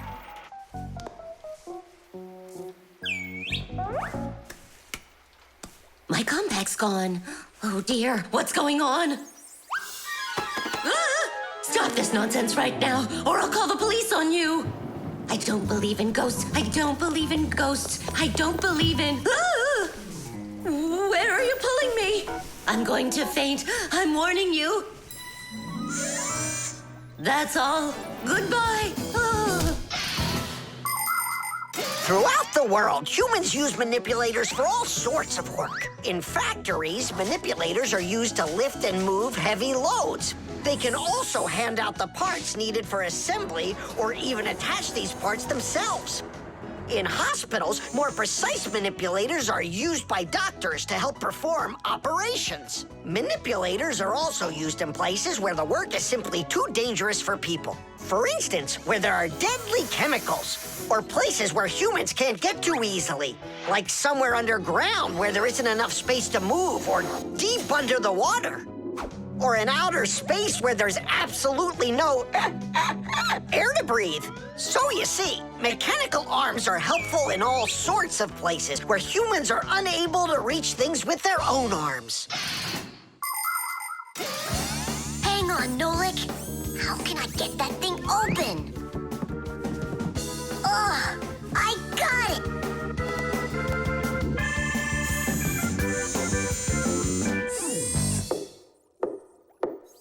Yes? Who's there? Ah! What's going on? Achoo! Nolik? What are you doing in there? Achoo! We just took a little test flight. Is this yours?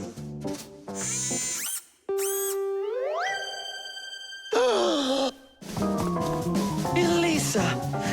Elisa! Professor, you genius.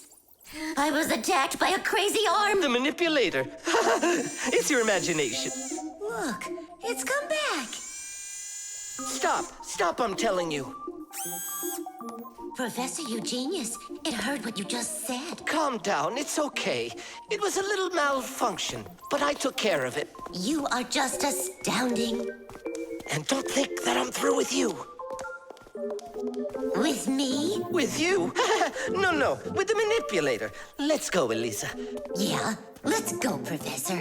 Great job, Fire. And why fire? Achoo! The elevator.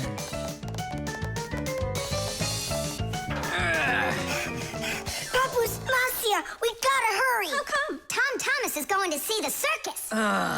And what? We want to go with him, can we? The answer's no. Just you kids without supervision. Who said no supervision? His parents are taking him there. We'll be careful, don't worry. They won't even notice us. Well, if Tom Thomas's parents will be there... Hooray! We can go! Wait a second. I didn't even say yes yet. Yeah. Simka, Nolik, where are you? We gotta hurry up. Tom Thomas, it's time to go. I'll be right there. We're ready. Climb into my hood. Ha! I know who's going to the circus today. Whoa! Huh? What just happened? I think that the elevator broke down. Don't you worry. Emergency operator. We got stuck in the elevator. Understood. Please wait. We'll have the elevator fixed within the hour. That long? That means we won't get to the circus on time. Tom Thomas, we'll go get Papoose and Marcia. I'm sure they can fix it. People need elevators to help them get to the upper floors of tall buildings. When someone steps into an elevator and presses a button, the elevator's electrical engine starts up. It pulls the cable that is attached to the elevator cabin, and the elevator goes to the desired floor. The cable hangs over a wheel, and it usually has a heavy counterbalancing weight attached to the other end of it. This counterweight balances the elevator and helps the electric motor do its job.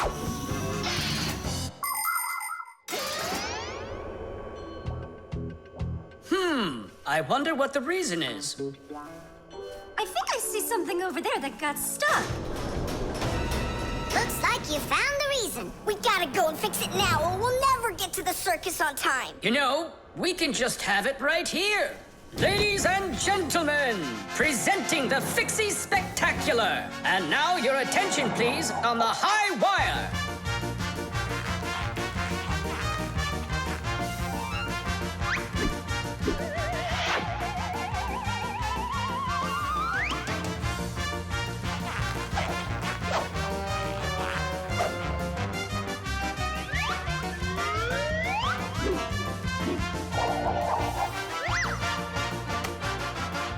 Whoa! Just don't look down! Then I'll close my eyes and I won't look anywhere at all. Ow! And now we bring you our very own aerial gymnasts.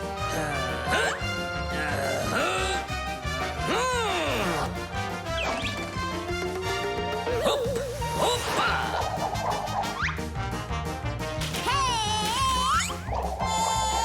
Yep. Hoopa.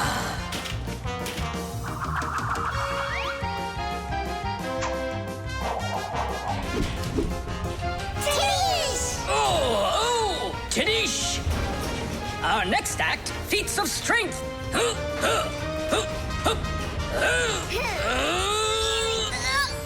won't come out. I know how to fix it.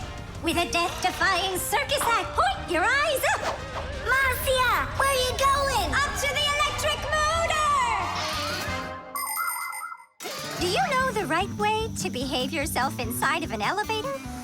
First of all, small children should never get into an elevator by themselves. They should only go in with their parents or other adults they know well. When getting onto an elevator, the adult should always enter first and then the child. When it's time to get out, it's the other way around. First the child leaves and then the adult. If you are taking a dog onto an elevator, make sure its tail and leash are completely inside so they don't get stuck in the door. And there's one more thing. If the elevator suddenly stops for some unknown reason, don't try to break out of it yourself. Press the button that calls the emergency operator and wait for help from the elevator repairmen. Or the Fixies. I reached the motor! Turn it on! Oh, they fixed it. That was quick. Now we'll make it on time. There was no need to worry. Stop! It's way too high. Tom Thomas went to the circus without us. There's no need to get that upset, Nolik. Our circus is as good as theirs. Right, Papoose? Of course it is. Thank you.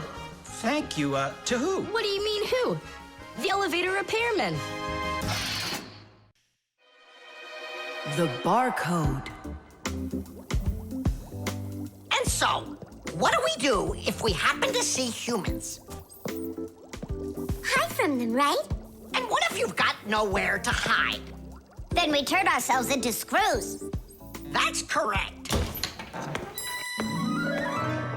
Where could it be?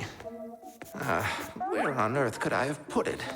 Oh, I'm such a scatterbrain. Ah, it's Professor Eugenius.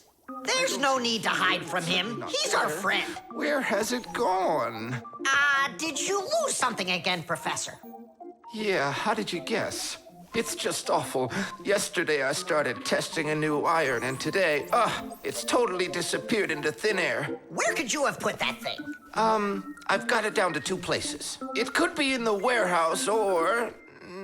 not in the warehouse. Yeah, that information will help us find it. Or not help us find it. Class, follow me to the warehouse.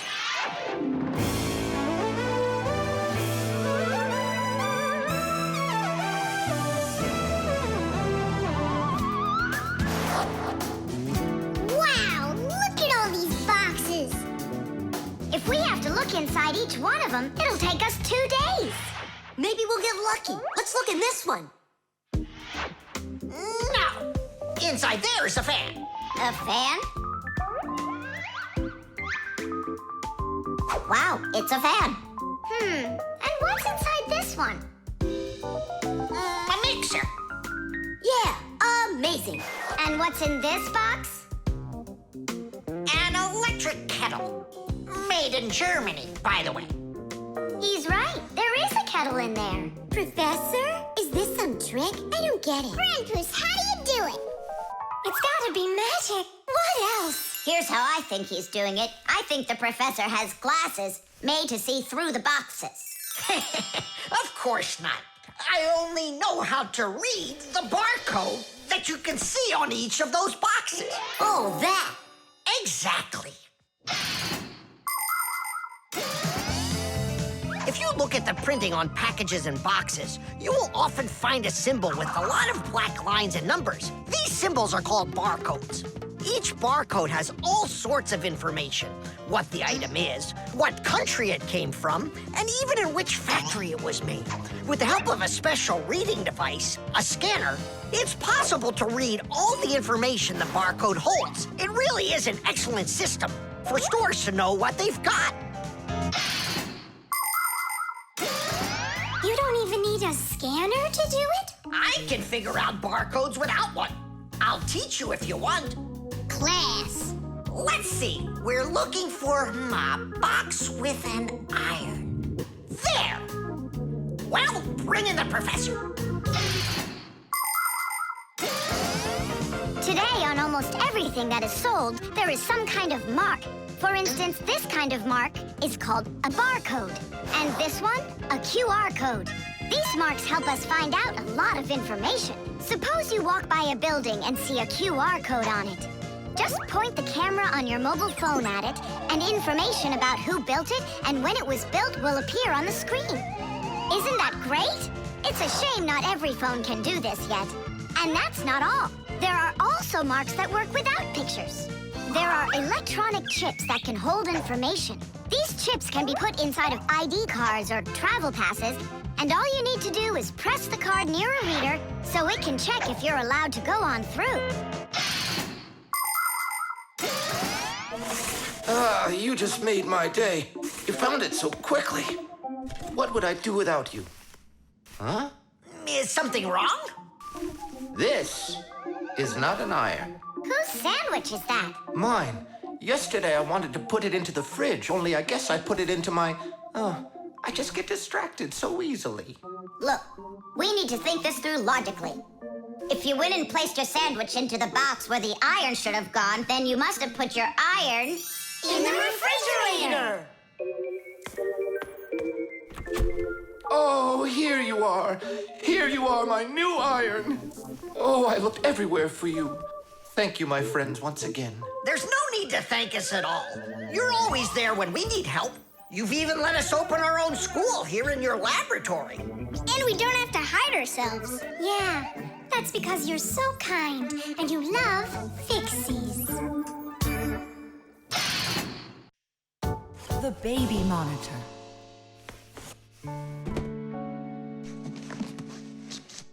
Oh, it's my old baby monitor. On. Checking. 1, 2, 3, checking. It's working.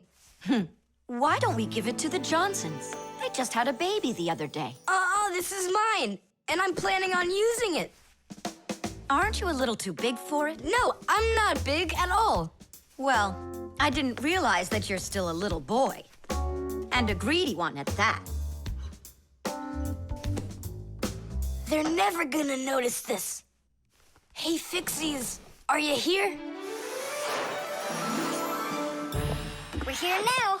Why did you call us? I gotta show you how I turned into a mind reader. I find that just a little hard to believe. Okay, then I'll show you. I'll leave you alone, and then you'll hide this button wherever you want. Then I'll come back and find it. You got it. So where's a good hiding place? Well, we gotta think of one. Right here, under the keyboard. Great! Go on, Nolik. Come on in. We're ready for you. And now, I'm going to read your thoughts. Here I go. You hid the button here. Look. Ta-da! He really does read minds. Oh, that was a lucky guess. Bet you can't do it again. Well, I bet you I can. We're gonna have to be sneakier. Verda, she's the most beautiful girl in our class. She knows it, too, and doesn't hesitate to use it. She can even be a bit sneaky, like when she needs help with her homework. Then Digit suddenly becomes her best friend. But if she doesn't want to carry her pack-a-mat, she'll say, "Fire, please help me. You're just such a strong Fixie." But all us boys like her just the same. Digit does, and Nolik does, and I guess I do, too. Although, I really like Simka more. Or maybe Verda. Or both of them. I haven't decided yet. Verda can be difficult and even bossy sometimes. But one thing I know for sure, Verda's a good friend. A friend that'll always come help. Well, that is if she's able to pry herself away from the mirror. I think that we should throw it down into this pencil cup. But then we concentrate on another place. That is good, but it won't work, Fixies. Come on in.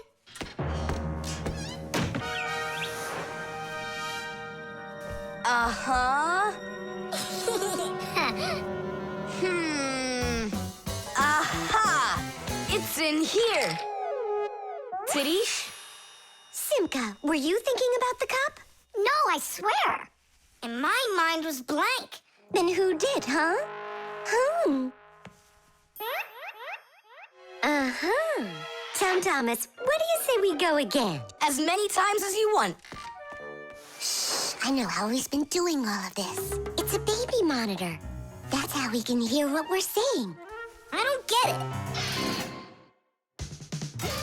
A baby monitor helps parents watch over their babies.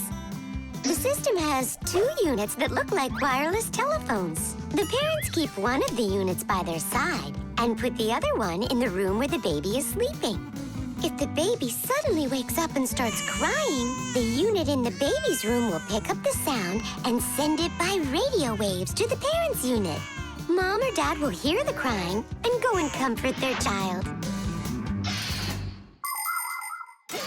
And so he's listening to us now. This time I know what we should do. We'll hide it under the globe. Ooh. Go on. Uh-huh. Aha!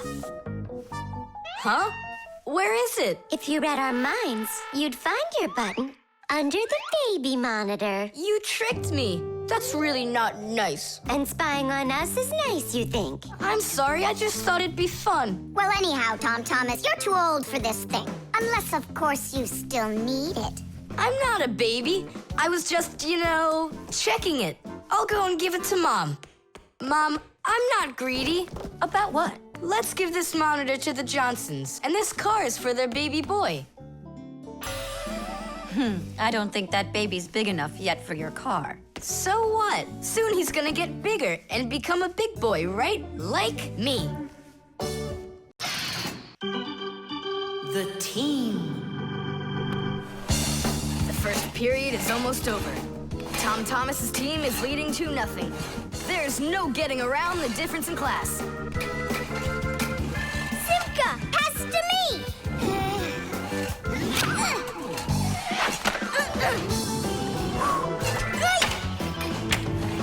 Simka, over here!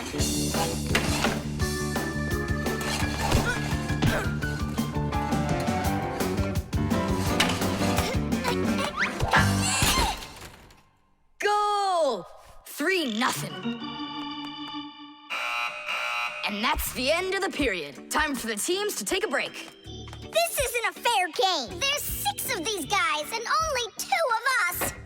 Go ahead and call your classmates. I'll still outscore you. You sure about that?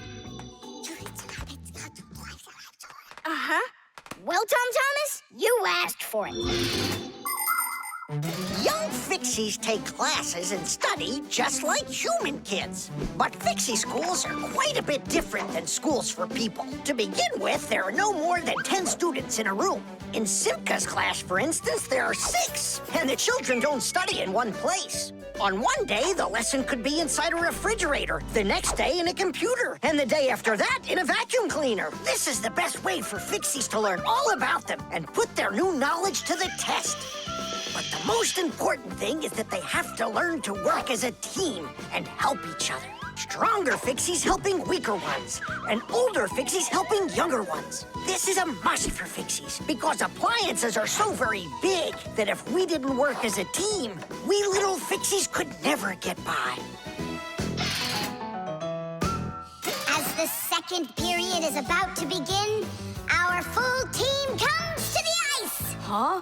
Introducing the engine of our class, Fire! My motor's roaring. And now the brains of our class, Digit! Okay, what's the score?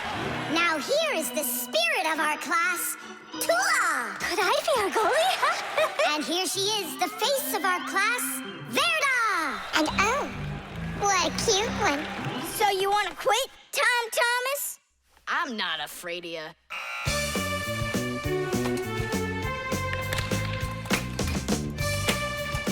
Nolik, pass!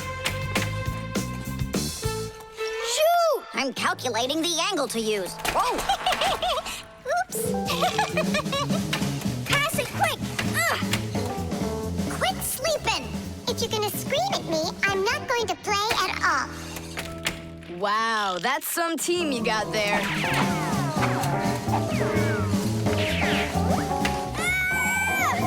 6-0. It's a blowout. Now the intermission before the final period. We're missing something here. I can tell you what. You mean confidence? Calculations? Elegance? I know speed. What's missing here's teamwork. Simka, you're right. It's one for all and all for one. Then here's what we're gonna do. We got it!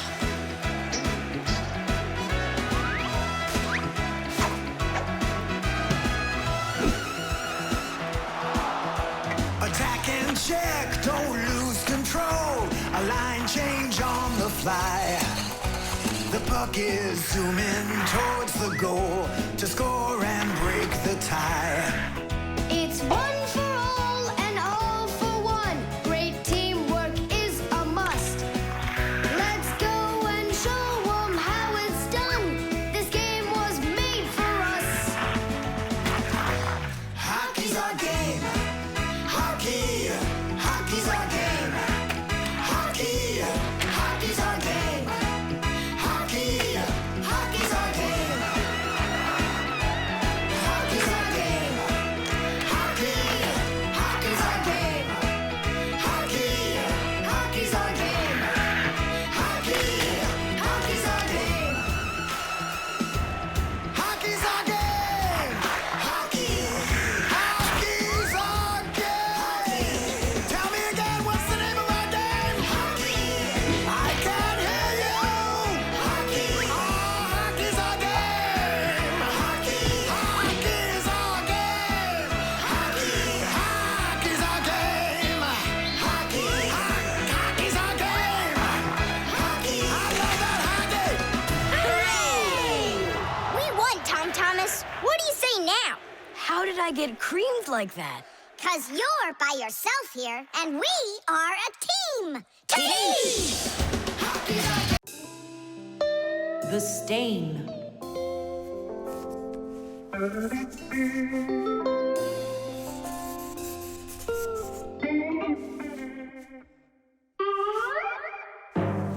Tom Thomas, what's going on? If you really want to watch TV, then you gotta turn it on first. I'm not watching it, I'm looking at my reflection. I'm working on a self-portrait. And which shelf will you be painting in your shelf portrait? It's not a shelf portrait, it's called a self-portrait. It's when an artist draws or paints a picture of himself. Of himself? Ha! You think you've got muscles like this superhero I see here on this paper? How can I see exactly what my muscles look like? And anyway, let the artist do his work. Tom Thomas, your shirt! There's a spot! Oh no! Wipe it off, quickly!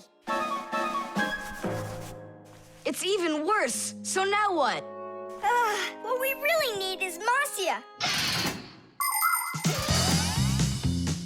Ordinary dirt can be cleaned off with a brush or washed off with water.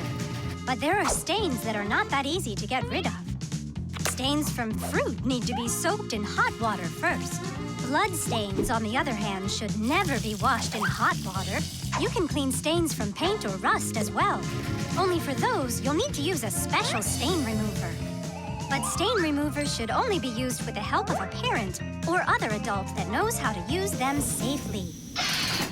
Hey, I know a great way to do it. What do you use to get rid of pencil marks? An eraser. Only this shirt isn't paper. And so what? Let's try it. What's the harm? Now I've got 3 colors to get off. New idea. We should paint over it with this correction pen. With whiteout? Yeah! That was a bad idea. Now I got it. You have to use some water.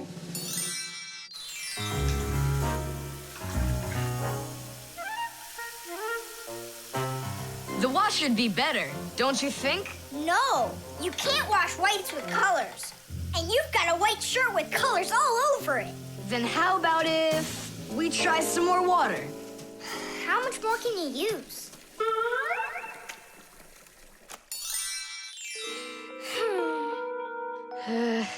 Any more ideas? You know what? It's possible we did something wrong. Everything you did was wrong. You should have used a spot remover to clean off that stain. A spot remover? No way! Oh, take a look at it, Simka. I think it's marvelous. They painted that white shirt so nicely. Tula is Simka's best friend. She's very tall, almost as tall as Papoose. Yeah, she's the tallest one in her class. And she's strong, too. Tula loves to laugh, and she does it louder than everybody. That's just the way she is. Cheerful and kind. Ready to help anyone who needs it, and making sure her friends are getting along. Of course, I don't like that she treats me like a baby, especially since she's the one that's a scaredy cat. She can even get scared of a cute little spider. And she believes in all sorts of silly superstitions and horoscopes. Tula will believe anything you tell her, which is really great because it makes it so easy to play tricks on her. But she takes it all in good fun. That's because she's Tula. It was on purpose, wasn't it? Well, yeah.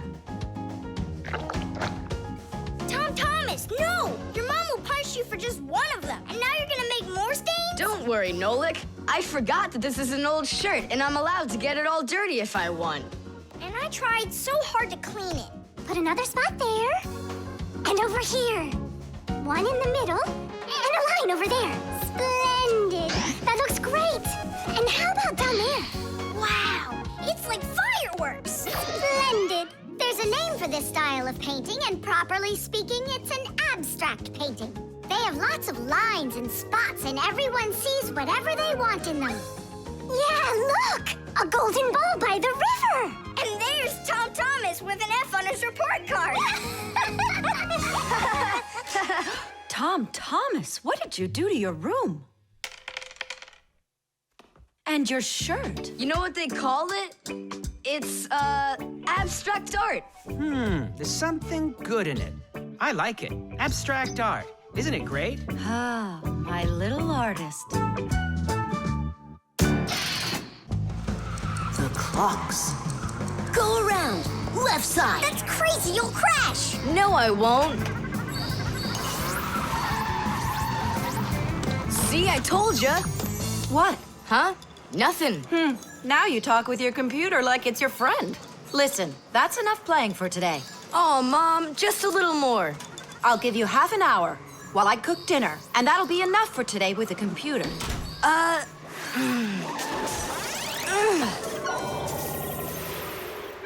This stinks. I'll never get through all of these levels in half an hour. No way. Hey, but what if we could stretch out the half hour? How? We could take the hands on the clock and move them back a little. Mom will catch us. Fine, then let's slow down the speed of the clock. Yeah, But how? You gotta know things like that.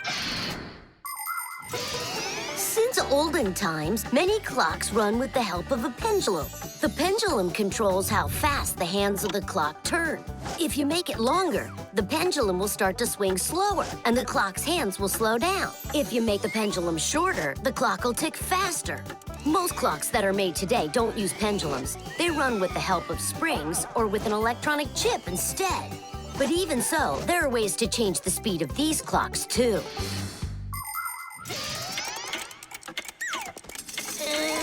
Push it! Wow, you did it! It's amazing how much slower it is. That'll give you lots of time to play. But now you gotta slow down the clocks in the kitchen. Yeah, and every other clock you got.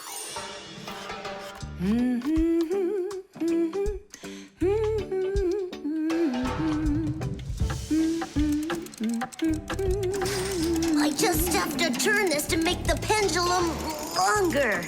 Uh-huh. And now the clock will go slower. Tadee!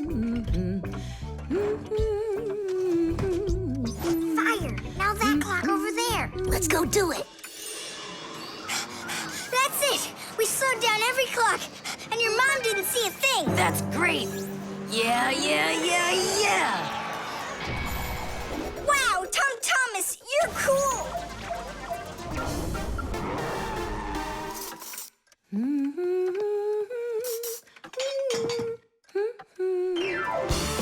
Amazing! He got another one! Awesome!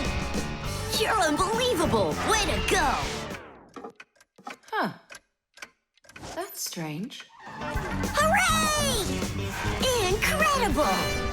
Yay, I did every level. Oh, thanks. You're both just... The time masters of the universe! Yeah, but I'm getting really hungry, and Mom hasn't called me for dinner. Because a half hour hasn't passed on the clock. Hey, do you smell that? Something is burning. What happened? A fire? I don't get it. I was just waiting for 30 minutes like I always do, but everything burned this time. Maybe the clock stopped? No, take a look. They're working. I'll make you some oatmeal. Oatmeal for dinner? Mom, I need to, I'll be right back. You see what you've done? Time masters of the universe? You gotta go speed those clocks back up. Okay. We'll speed them up. They'll be caught up in no time. Humans have come up with lots of different ways to measure time. For example, if you stand a stick in the ground, you can measure the time of day by watching where its shadow falls. That's a very simple clock called a sundial. Another simple and ancient clock is a water clock. It keeps track of time by measuring how much water has poured out of it. And if the clock uses sand instead of water, it's called an hourglass. But humans weren't able to accurately keep track of the time until they invented mechanical clocks. They come in all sorts of sizes, from grandfather clocks to watches worn around the wrist. Today, we also have easy-to-read and accurate electronic watches and clocks. But the most accurate clock of them all is the atomic clock. It tells the entire world the exact time.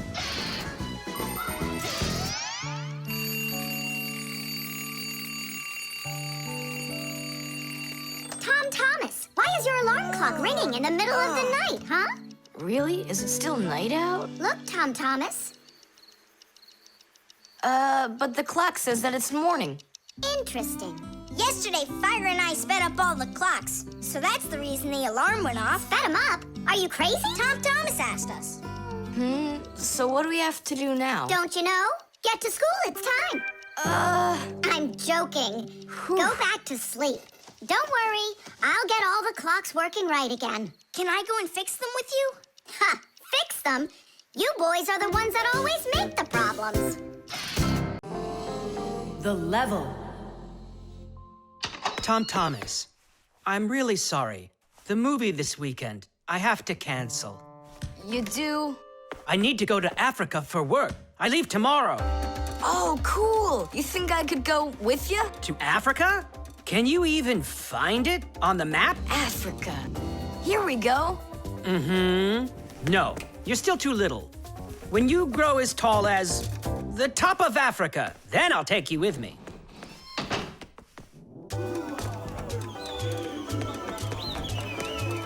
Here, there,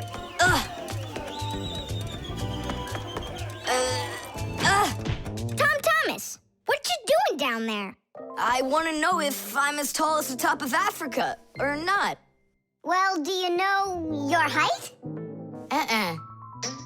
Okay, then let's measure you and mark how tall you are. You just need to hold the book, all right?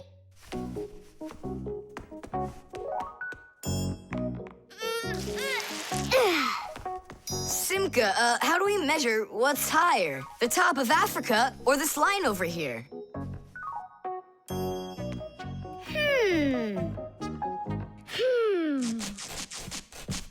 It's a tough one. We need a piece of flexible, clear tubing.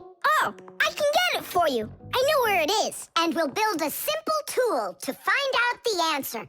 It's called a water level. Let's do an experiment. First, we'll pour water into 2 bottles. A little bit more into one and a little less into the other. Now we'll connect them with a tube so that the water can flow between them. You see? The water flows and flows. And then it stops. It stops when there's the same amount of water inside of both bottles. And if we do this with a simple tube, it becomes a useful tool called a water level, in which the water on both sides is always the same height.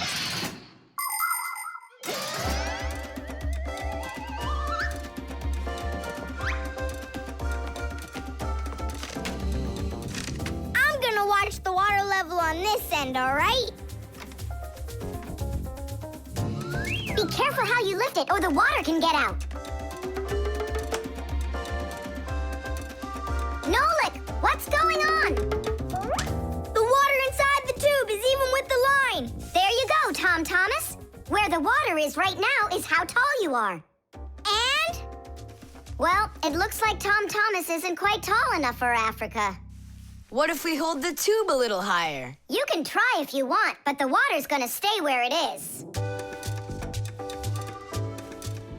See? The water level on your side always stays the same as on the other side. I'm not getting that tall for a while yet. And what if we just lower the map a little? That wouldn't be honest. But it would be clever. There are a lot of great proverbs, but my favorite one is measure twice, cut once. And to measure things right, you need measuring tools. The simplest one is a ruler. With its help, we can find out the length of an object. A watch can tell us how much time has passed. A speedometer shows us how fast we are moving, like in a car or on a bike. An electric meter keeps track of how much electricity we are using. A decibel meter can tell us who is screaming or stomping louder. And a beam compass is used to accurately measure the size of a coin or a hole. We couldn't get by without wonderful tools like these. If we didn't measure the things we are building carefully, everything around us would just come loose and fall apart. Uh-oh. Dad! Dad! Look, Dad. That's strange. Looks like you are a little taller. Does that mean you'll take me with you? Yeah. Are you ready? Yay! But everyone who goes to Africa has to get vaccinated. You're okay with that, aren't you? I need vaccinations to go? Are you sure? Yeah, there's one against malaria, tsetse fly, crocodile bites. Altogether, there are 10 shots. 10 shots? Yeah, 10. Oh. Dad, you know, I was joking. After you left the room, I moved the map down. Okay, I see. And I was joking about all those shots you need. What? You mean you don't need to get shots? You gotta, just not 10. So how many? 9 of them. There's no vaccination anywhere to stop a crocodile from biting you. The video call.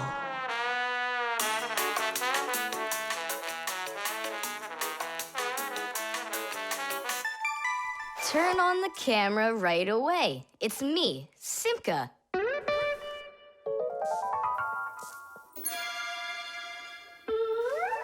Just as I expected. Nolik, why aren't you in school? School? It started? No, but you'll be late if you don't hurry. I'm on my way. Simka, is that really your Fixie school? Well, actually, it's the laboratory where Professor Eugenius works at. He lets us have our school here. Who's that, Simka? Look. Is that the professor? Where? Oh, come on, Tom Thomas. That's the manipulator. Who? Not who, what? It's a mechanical arm. For real? Oh, please show me some of the other things you've got. But how can I show you? Come on, with the camera. Computers and tablets are able to connect with one another through the internet. That's why you can talk to another person on your computer like you're talking on the phone. And if the computer has a video camera, then it's possible to send not only sound through the internet, but video as well. That's why it's called a video call. With video calls, it's possible to talk to your friends, to see them, and to show them all the things you can see yourself. All right, take a look. Over here we have chemistry equipment. And over here, hey, Tom Thomas, it's good to see you. Wow, you flew there so fast. Nolik, get out of the way. You're blocking the view of the lab. I am not blocking the view. Stop it! Go away! You, go away! Tom Thomas, what are you watching? Is it time to turn into screws? Too late. He already spotted us. It's just a cartoon about these funny little guys. Can I watch with you? Nah, it's boring, Dad, and I've already seen it. Next, that blue guy, he starts jumping. Watch. Now what? I say run. Start jumping. Make it cartoony. Now that redheaded character will sing. Watch. La la la la la la la la la. Then she starts dancing. La la la la la la la. These guys really are funny. And here are the super fast moves. That was funny. I gotta get going. That's all. You can rest. My dad went out. I'll get you, Tom Thomas. What are you doing over there, huh? Watching a movie. But why on my computer? Sorry, Professor. Yeah, will you forgive us? So how is it any good? Uh-huh. It's a super funny one. Really? Yeah. You see that boy there? He's gonna start waving his arms around like a maniac. He also crows like a chicken. Cock-a-doodle-doo! And now the boy's gonna go in and chew paper.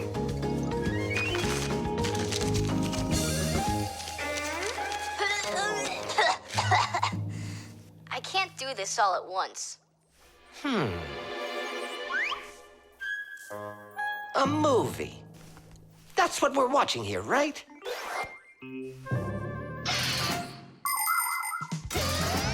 People have always been interested in seeing what's going on outside of where they are. And with the invention of video transmission, it's now possible to see what's going on almost anywhere.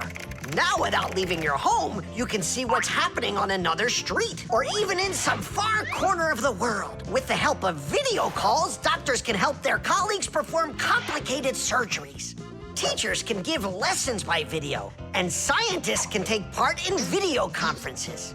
With video, you can watch a live theater performance in another country. And even in outer space, an astronaut can feel right at home just chatting away with friends and family. And it's not just for astronauts either. Now almost every tablet and phone here on Earth has video in it. Introducing Tom Thomas. Nice to meet you there, son. And I'm Professor Eugenius, so I guess you're also a friend of the Fixies. Yeah, only it's a secret. My friend, that's a secret the two of us share. And you know, keeping secrets is what friends do. Invisible ink.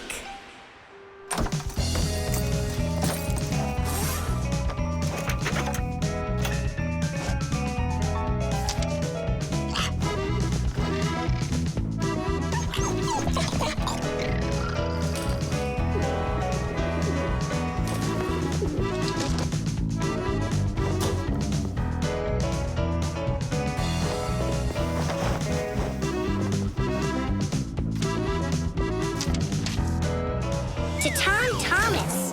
What is it? A note? Who's it from? It's from no one. Ah, is this no one a girl? Hey, tell us, what did she write to you? I don't know. Well, then let's take a look at it. No way. It's a secret. Even from your friends? Mm-hmm. Come on, we're not just your friends. We're secret friends. And you won't tell anyone? Nobody. We promise. Are you gonna open that thing or not? Huh, there's nothing there. Is this a joke or something? Maybe she didn't feel like writing you anything. Then why would she put a note in there? Wait a second.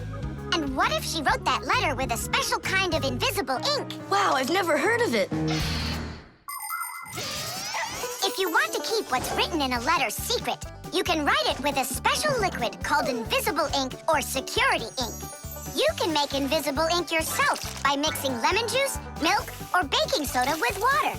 Then just dip a stick or a brush in it and write on a plain piece of paper, like this. You can't see anything, right? To make the invisible ink visible again, the paper needs to be warmed up with something like an iron. But that's a secret. Well, Simka, you might be right. Only what about the iron? I can't use it. But your mom can, and right now she's doing the ironing. Yeah?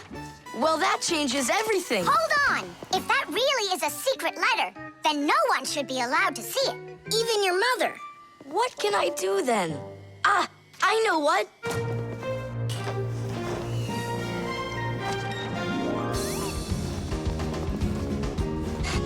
Mom, can you iron my shirt too, please, will ya? What's wrong with it? There's nothing wrong, it's just that the pocket's wrinkled. Ah, sure, I'll do it. Since when did you start worrying about things like this? All done. Thanks, Mom. That should do it. What? What is it? Huh? Tom Thomas, I really like you. Katya. Katya's in love with you, isn't she? And what about you? Do you like her? I don't know. She does get straight A's. You like her. You and Katya kissing in a tree. Nolik, stop your teasing. Well, are you gonna write her back? You think I should? Of course, silly. I'm scared that someone will see it. Then why don't you write it with invisible ink like she did? Yeah, go get a lemon. Nowadays, it isn't very common for people to write letters by hand and send them by regular mail. Today, people mostly send letters through the internet. But even electronic letters should be written with some of the same simple rules of politeness used in handwritten letters. For instance, you need to write a greeting at the beginning of your letter, and a few kind words at the end are always appreciated. Something like hugs and kisses, or all the best, or see you soon. And before you send off your letter, it's best to read it through to check for any mistakes. And one more thing. If you receive a message from someone, don't take too long to answer them, because they might think that you'd forgotten about them, and that can hurt their feelings. To say it simply, when you write, be polite.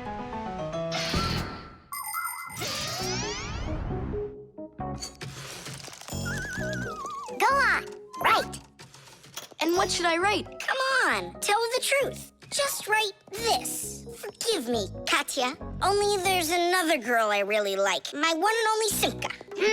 Nolik! If you don't like it, then why don't you think it up? Tom Thomas, just go ahead and write how you feel deep down in your heart for Katya. Katya, I like you too. Like that? Is that all I have to write? Would that be okay? It's lovely. Kissi. Just zip it, will ya? Tom Thomas, is that everything? And did you make sure to check that you didn't make any mistakes? No, but I'll check right now. Huh. All the words disappeared. Well, if there's something wrong, only Katya will find it. The instructions.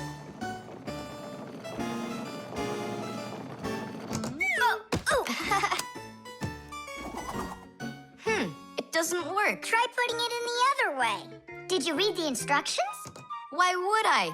Instructions are for dummies. Yeah, instructions are for dummies. All right. Oh, what's going on? Whoa! My battery! Instructions teach us how to do things right. Instructions for a piece of furniture explain how to put it together. With the instructions for a television, we can adjust the picture and sound the way we like them. Printed on a box of oatmeal are the instructions for how to cook it. The instructions for medicines tell us what the medicine is for and how to safely use it. So always read the instructions if you want to do things right and avoid a lot of problems. I found it. Here it is. Here you go, Tom Thomas. Whoa. We got you a new chair, but it has to be assembled, and I'm afraid it'll be a little bit difficult for you. No, it won't. Don't worry, Dad. I'll do it. Finish before dinner, and we'll get ice cream tonight. A creamsicle. 2, okay? First, assemble the chair. Tom Thomas, can I help you put the chair together? Come on. Hey, first you two need to read the instructions. Simka, stop being such a bore. What, like I haven't seen a chair? Or like I haven't seen a chair?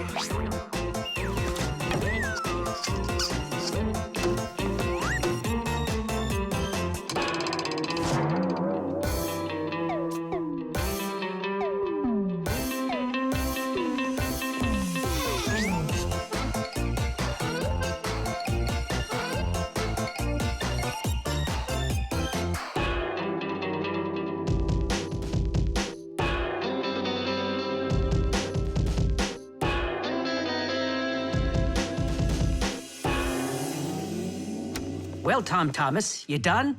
Dinner's ready. Let's go. Oh, Dad, no. I need another 2 minutes. Simka, help me. How? What does it say I have to do in the instructions? Ah, I thought you could do it without them. All right, I'll help you. Let's see. Take this part over here and that one over there. Nolik, get a screw. No, the longer one. It's over there. The very first stools and benches appear as far back as ancient Egypt. The pharaoh's stool was special because it had a back. It is thought that the pharaoh's stool was actually the first chair. For a long time, a chair was considered a luxury. Rich noblemen would bring their own chairs to parties. And the more important the man, the higher the back of his chair. It wasn't until the 19th century that chairs became part of every house. Today, there are just so many different kinds of chairs. There are wooden chairs, plastic chairs, metal chairs, chairs with legs, chairs with wheels, folding chairs, baby chairs, just all sorts of chairs. Well, how could people sit down at the table with no chairs? Ooh, I think we'll make it. Screw it in, quickly. Nolik, we need one more screw. But there aren't any. There is, you gotta find it. I already looked everywhere. Tom Thomas, time's up. Nolik, you have to help. How? Just for a minute, that's all. Turn into a screw. If it's only a minute, I'll do it for you.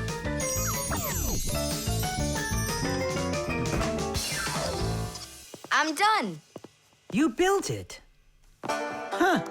Great job, son. Mom, see how I won the bet. Can you believe it? He put the chair together. You're so brilliant. Go on, have a seat.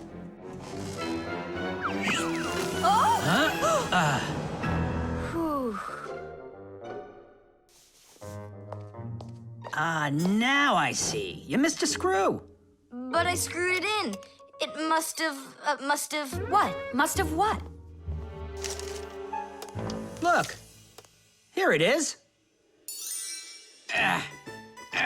Now this screw's not going anywhere. And that ice cream you won? Well, you just lost it. Well then, Mr. Chair Builder, time for dinner? Yeah, in a sec. Where is that Nolik? He ran away. What a traitor. No, he's not. He promised you he'd become a screw for just a minute. And the minute was up. Well, where is he then? Over there. He's studying the instructions for the clock. Hey, Tom Thomas, it says that we put the wrong kind of battery into the clock. We should have used that kind. You see, Tom Thomas? If you don't want to be a dummy, instructions are for you. The draftsman. Pew! Huh? What? Hi there, Tom Thomas. What are you drawing? I'm not drawing. This is called drafting. What's the difference? Tell me, is that a circle? Sure is. And that? It's a circle, too. Only it's a rounder one. Of course. That's because I drafted it with a compass. And now I've got a real target. So now I'll load my dart gun. Whoa! Why'd you shoot that thing at me? It was the gun. I didn't even pull the trigger. What? Did it break? Let's open it up and see. There. This little part broke. Let me go find Papoose. He can help you. He can make another one. A brand new one. Wait. I can draft a technical drawing. Will Papoose understand how to read one of those? Are you kidding? Papoose is an expert at everything.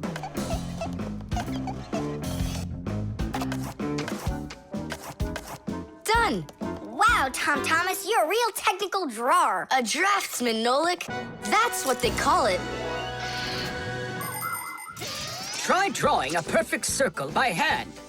Can't do it, huh? Well, with the help of a drafting compass, your circle will turn out great. Just put the needle point in the center and turn the compass, and it's done. A compass is only one of the many different tools for drafting. For example, if you need to draw a straight line, use a ruler. And if you need to draft a frame for your picture, you can use a triangle. First draft one side, and then the other. And then to finish your frame, just turn the triangle upside down and draft the two remaining sides. You'll get a perfectly squared frame. There are also drafting instruments for making curved lines. They are called irregular curves, or French curves. But actually, now people use computers more and more for drafting technical drawings.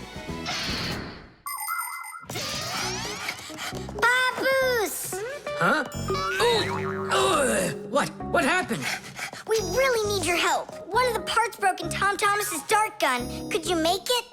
What kind of part exactly? Look, here's a technical drawing. So, you even got a technical drawing. Very good then, let's take a look at it.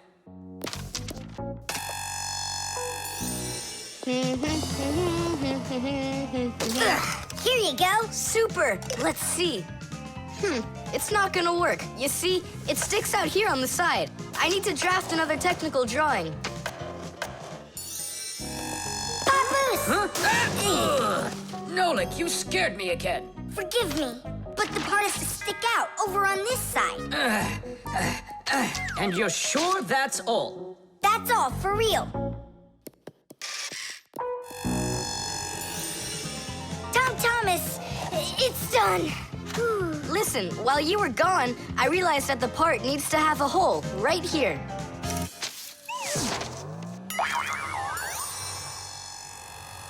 Papoose? Again? Sorry about this, but there's a hole in this thing, too. A technical drawing is a special kind of drawing. It has to precisely describe the thing that needs to be made. To do that, the drawing must be very accurately drafted and include all of the measurements. And that's not all. If the object is complex, it must be drafted from at least 3 sides, including the front, the side, and the top. You see? The object looks different from every side. So if you don't want to work over and over again, learn to draft correctly.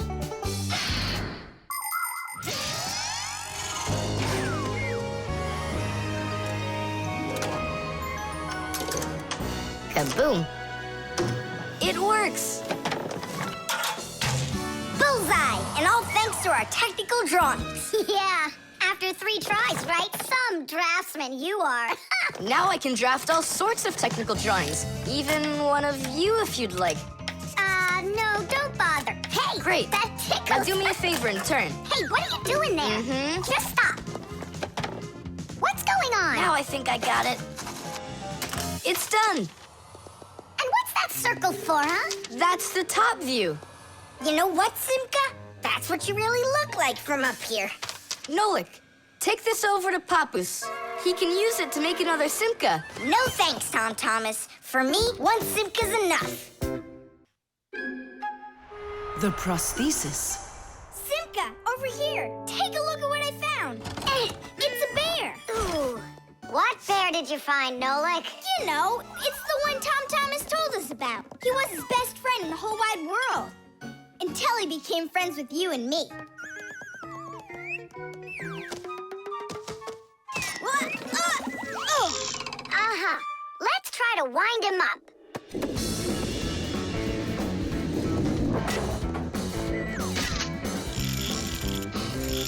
Come on, come on, come on. There you go. Now walk, Teddy. Go on, Teddy. Yeah. Oh, no. Poor little teddy bear. They ripped his leg and didn't care. We didn't rip his leg. It was already broken. It's all clear. A compound fracture. Then why don't we fix him? Tom Thomas will be so happy. Wait, it's not going to be that easy to repair it. We'll need a prosthesis. The human body is built around a frame of bones and joints. And if you break one of the bones, it'll usually heal by itself. The broken bone will grow back together, and you'll be back to normal. But sometimes bones or joints can break so badly that it's impossible for them to heal. When this happens, they have to be replaced with an artificial part called a prosthesis. A prosthesis can replace more than a bone or a joint. It can be made to replace a whole arm or a leg. And where are we going to get a prosthesis? I'm positive we can get it from Professor Eugenius. You're right. Help is on the way.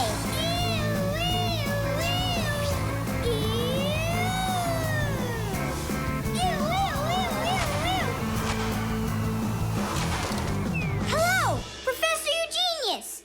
Ah, I'm pleased to see you, dear children. How do you do? Hi there.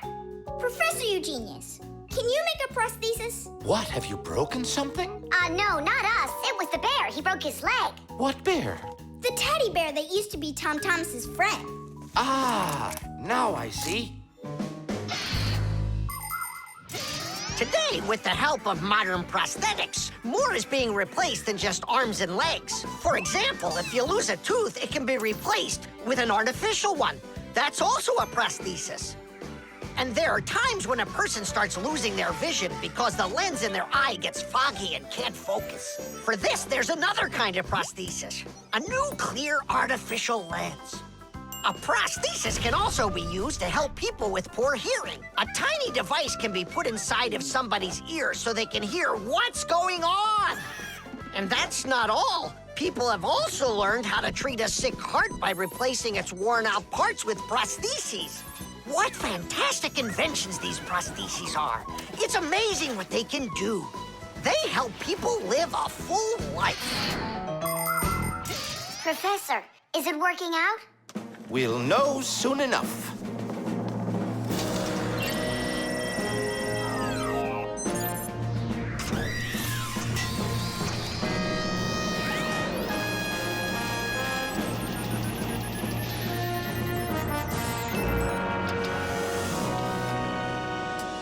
Done.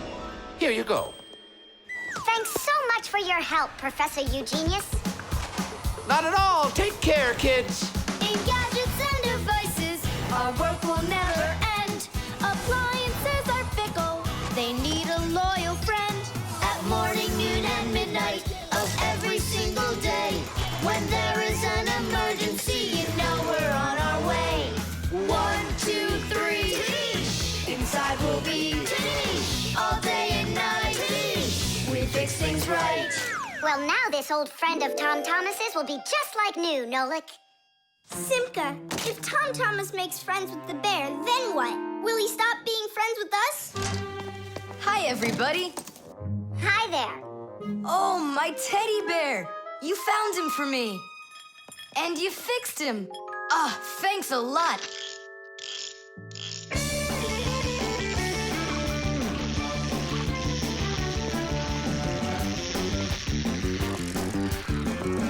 Yeah, it's just like Grandpoo said. A friend that's old is better than two that are new. Who's new and who's old? Well, the bear is old. And we're new. Nolik, it's not true. You're the Fixies, guys. You're my very, very best friends in the whole wide world. Teesh! The vent. Tom Thomas! Tom Thomas! Okay.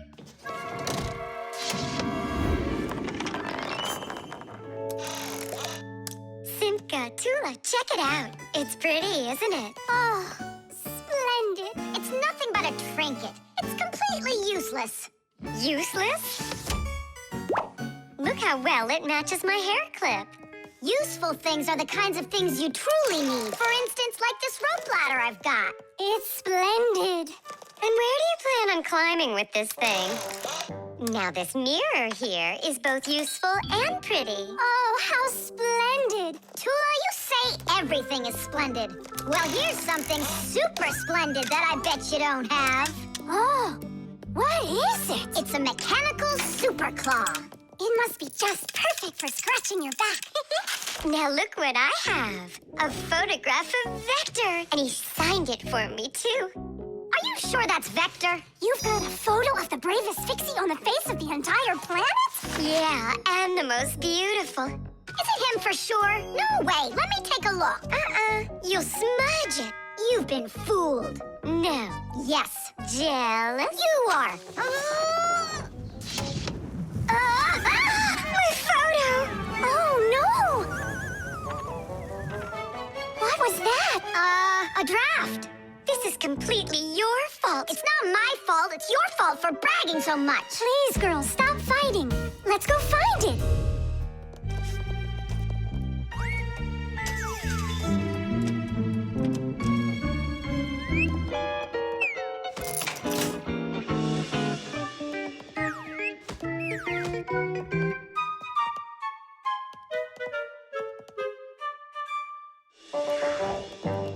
It's just horrible to lose a picture signed by the most famous Fixie ever. It will be horrible when that picture of a Fixie is found by humans. So where could it be? I know how we can find it. Exactly. We'll blow a bubble and watch which way it goes as it floats away. We'll follow it and find your picture. Do you know why you can blow bubbles out of soapy water? At the surface of any liquid, there's an invisible film that is very thin but very strong. If you want to see it for yourself, fill up a glass with water all the way to the very top. Now you need to take a coin and carefully drop it into the water sideways. Then drop in another coin, and another, and another. You'll see that the water doesn't pour out, but rises up and forms a hump. That's because the water at the top sticks together. Why? Because of a force called surface tension. Thanks to surface tension, water can form drops. It also helps us blow soap bubbles, because when we add soap into the water, the film gets even stronger, but still not strong enough to stop the bubbles from bursting. Okay, it's ready. Now we need to blow. Do it together. And... I don't think this way's gonna work.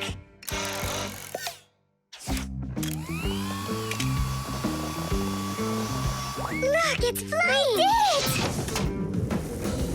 The vent! Of course! Why didn't I think of that before? Have you ever seen holes in the bathroom or kitchen that are covered with grids? Well, those are called vents. And behind the vent is a long pipe called an air duct.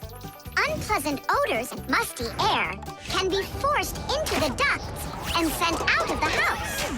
And if you want that old, stale air to leave the house even faster, open a window and let in some of the fresh air from outside. Keep the air in your home as fresh as it can be. Hey, take a look! It got stuck over there! Get it before it flies away! How can we grab it? What do you mean? Don't you remember what I've got? Titties! Thank you, Simka. What would we ever have done without your mechanical claw? And your fantastic ladder. Then here you go, a present for you. Oh, thanks, it's just great. And I want to give you this. Oh, gee, it's just splendid. Simka, are you here? Huh, what you got there, Simka? A little mirror. It's pretty, don't you think? Oh, you girls. You're all the same. The kaleidoscope.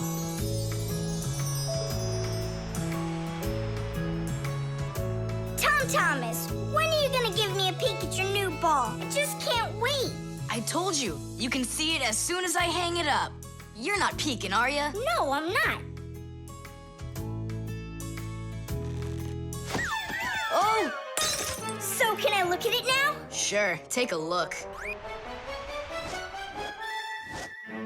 Which one? This one. You broke it. It's okay. Don't be sad.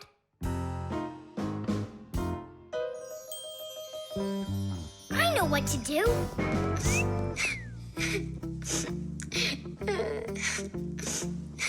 Tom Thomas, look inside the kaleidoscope. What for? I looked already. Come on, there's something in there I'm sure you've never seen. Whoa. Cool, isn't it? What is it? It's my own invention, a pirate kaleidoscope. Laughs, right? Uh-huh. It's great. I really like it. Tom Thomas, hi there. I heard that you got a pretty ball to hang on the tree. Shh. Can I see it? It's right there. Where? There. No! Oh, that's just terrible. Why'd you do that, Simka? Come on now, I just cheered him up. How? Tell me. With the kaleidoscope, remember what Grandpa's taught us? Do you know what makes a kaleidoscope have such beautiful patterns? Ah, it's because pieces of multicolored glass are tumbling around in there. And it's also because it has mirrors inside. Usually there are 3 of them, and they are arranged facing each other. That way, each piece of glass makes many, many reflections that create the kaleidoscope's beautiful symmetrical patterns. By the way, you can put just about anything you want inside a kaleidoscope, and each different thing makes its own special pattern. Yes, there are all kinds of kaleidoscopes. Some with buttons inside, some with flowers, and even some that are filled with insects. Once, a very rich man had a kaleidoscope made with precious stones inside. Yeah, it probably wouldn't have been nearly as beautiful if he had just filled it up with money. Tom Thomas, look inside the kaleidoscope. I already saw it. It's pirates. Nah, it's not about pirates. We changed it. Go on, look and see. Wow. You like it? A lot. Hey, what did you put in there? A few pieces of the ball that you smashed. It's even better for Christmas, isn't it? Mm-hmm. That didn't work at all. Merry Christmas! We came to take a look at that splendid new Christmas... What's wrong? Don't even ask us that. I've got it!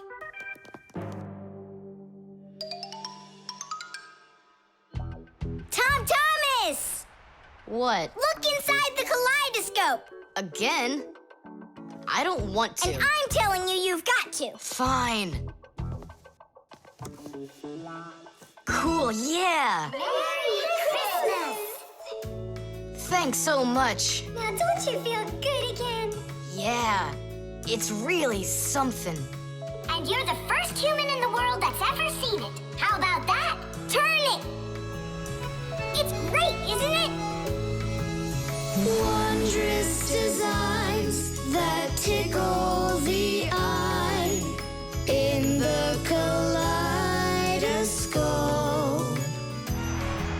Shimmering scenes, gingerbread trees in the kaleidoscope. Magical flowers just blooming with light, petals that glisten and gleam. Kaleidoscope, kaleidoscope, a crack to the world of dreams. Kaleidoscope, kaleidoscope, a crack to the world of dreams.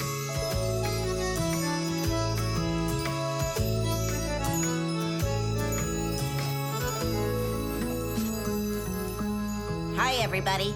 Tom Thomas, I came to look for myself at that beautiful Christmas. It's okay. What's more important? Having such awesome friends?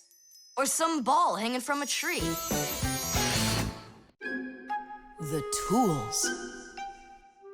Hang on. There are these really cool things that I want to show you.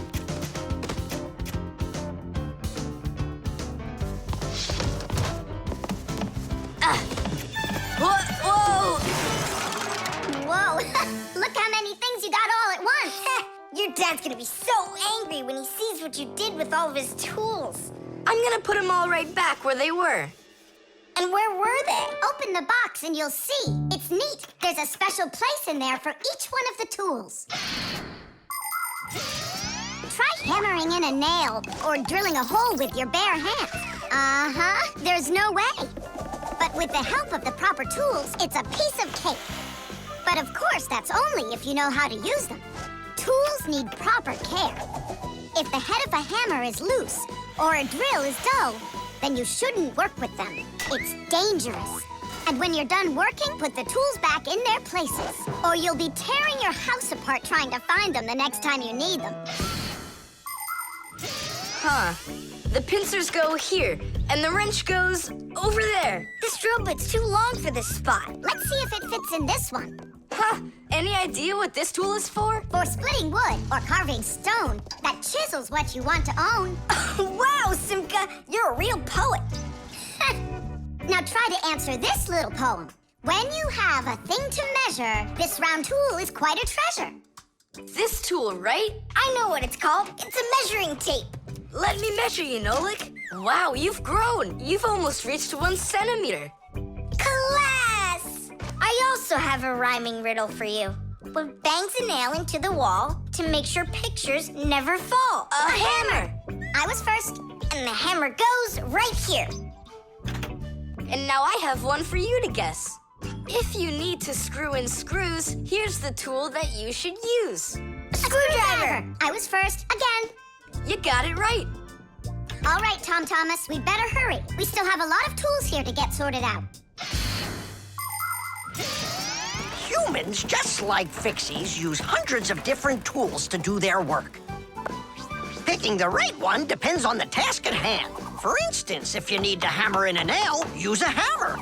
But you don't use a hammer for a screw. For that, there's a special tool called a screwdriver.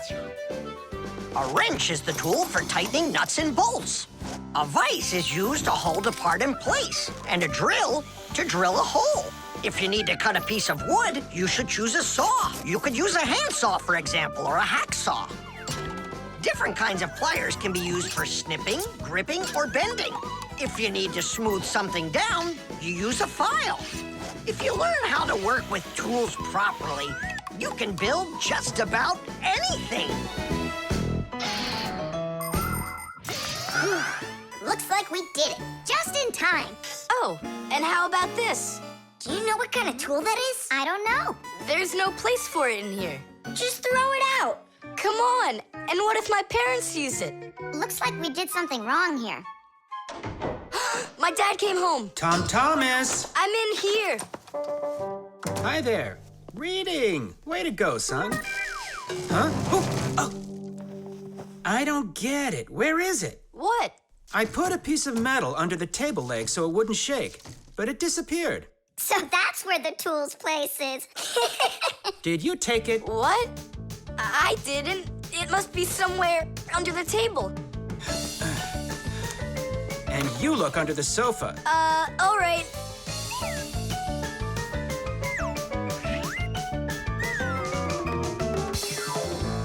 What do you think he wants? He wants us to get that metal thing out of his dad's box. Come on, let's go. You got it.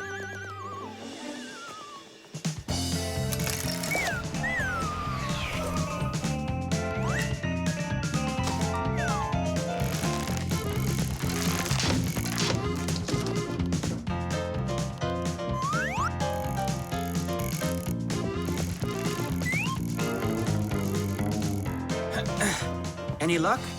Uh-uh. Me neither.